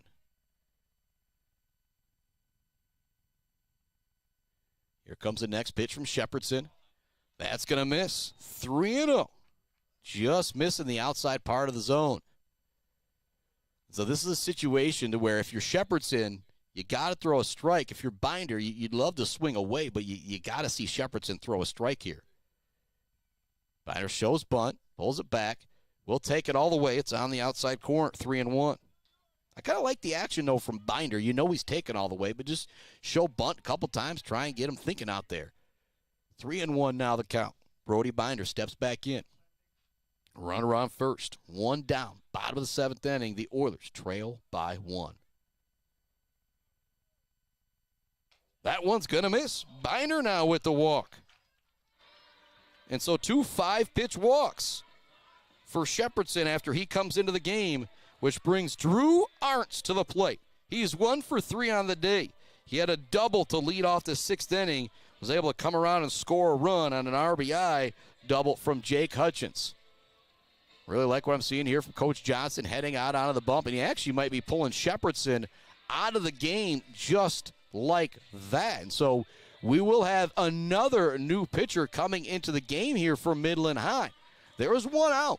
We're in the bottom of the 7th inning. Midland High leads it 3-2. You've got the number 3 hitter coming to the dish for the Mount Pleasant Oilers. And if you've been listening the whole entire game, I said it in the pregame. The 3, 4, 5 hitters, if they come up with guys on base, they've got to make it happen against fantastic pitching like Jacoby Lind and Mr. Aryan Punjabi. Not the same pitchers on the mound, but I'll still say key to the game, key to victory, your number 3, 4, 5 hitters coming up in big situations. If Drew Arntz hits another double here, he will not only tie the game, he could also give his team the lead because you've got a lot of speed at second base with Chase Willie. You've got a lot of speed at first base with Mr. Brody Binder.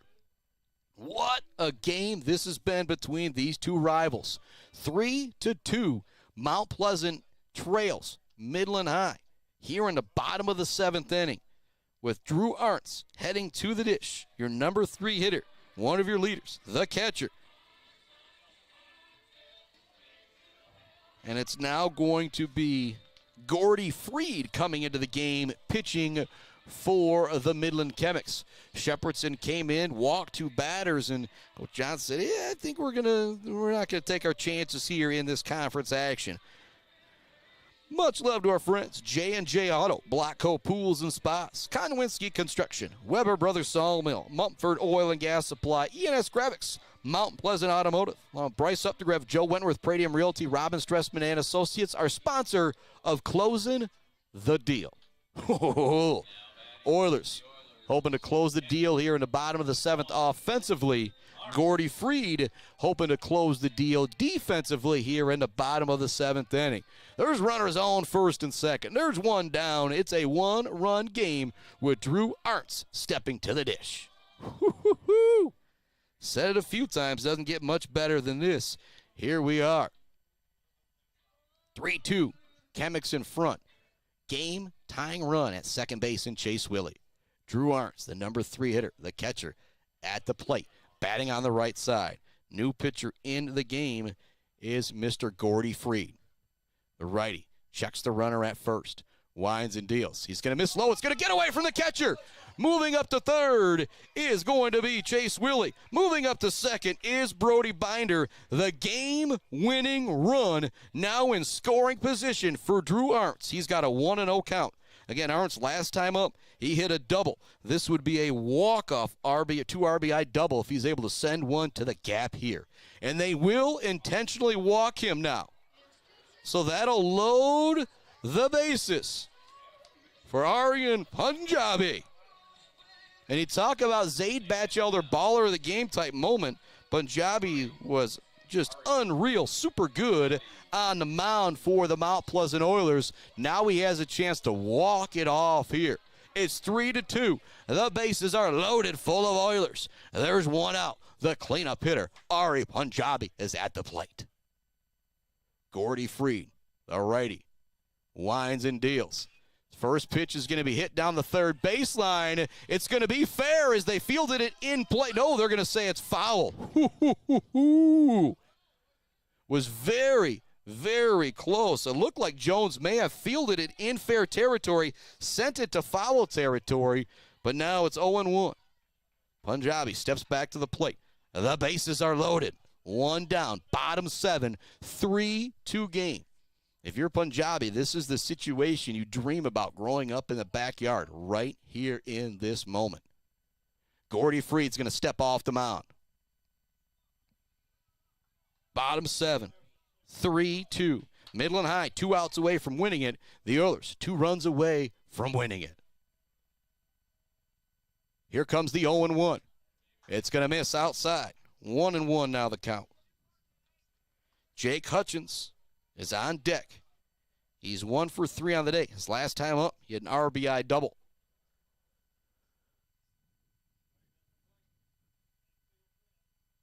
Gordy Freed. Wines, deals.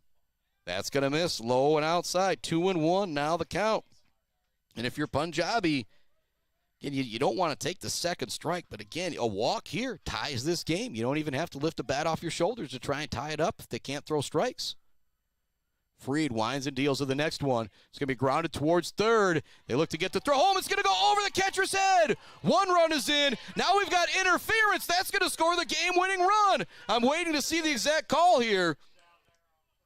And so there was interference down third base, so the run will score. That's going to walk it off for the Mount Pleasant Oilers, 4-3. What an unbelievable game this was. That will do it right there. 4-3. The Oilers walk it off, not in the fashion you'd want to see. But I mentioned again, I talked about playing clean in the pregame. Errors could be a big factor in this situation. Ultimately, it's an error in the field on the base path that led to the game-winning run for the Oilers. And big credit, that was Brody Binder coming around third base. Knew if he just runs into the guy, that will be the go-ahead game-winning run. So a heads-up play there in the field from Mount Pleasant as well. They win it 4-3 in walk-off fashion over rival Midland High. We'll be back to put a bow on this one right after this with our Bird All-American Grill post-game show here on the Mid-Michigan Sports Network.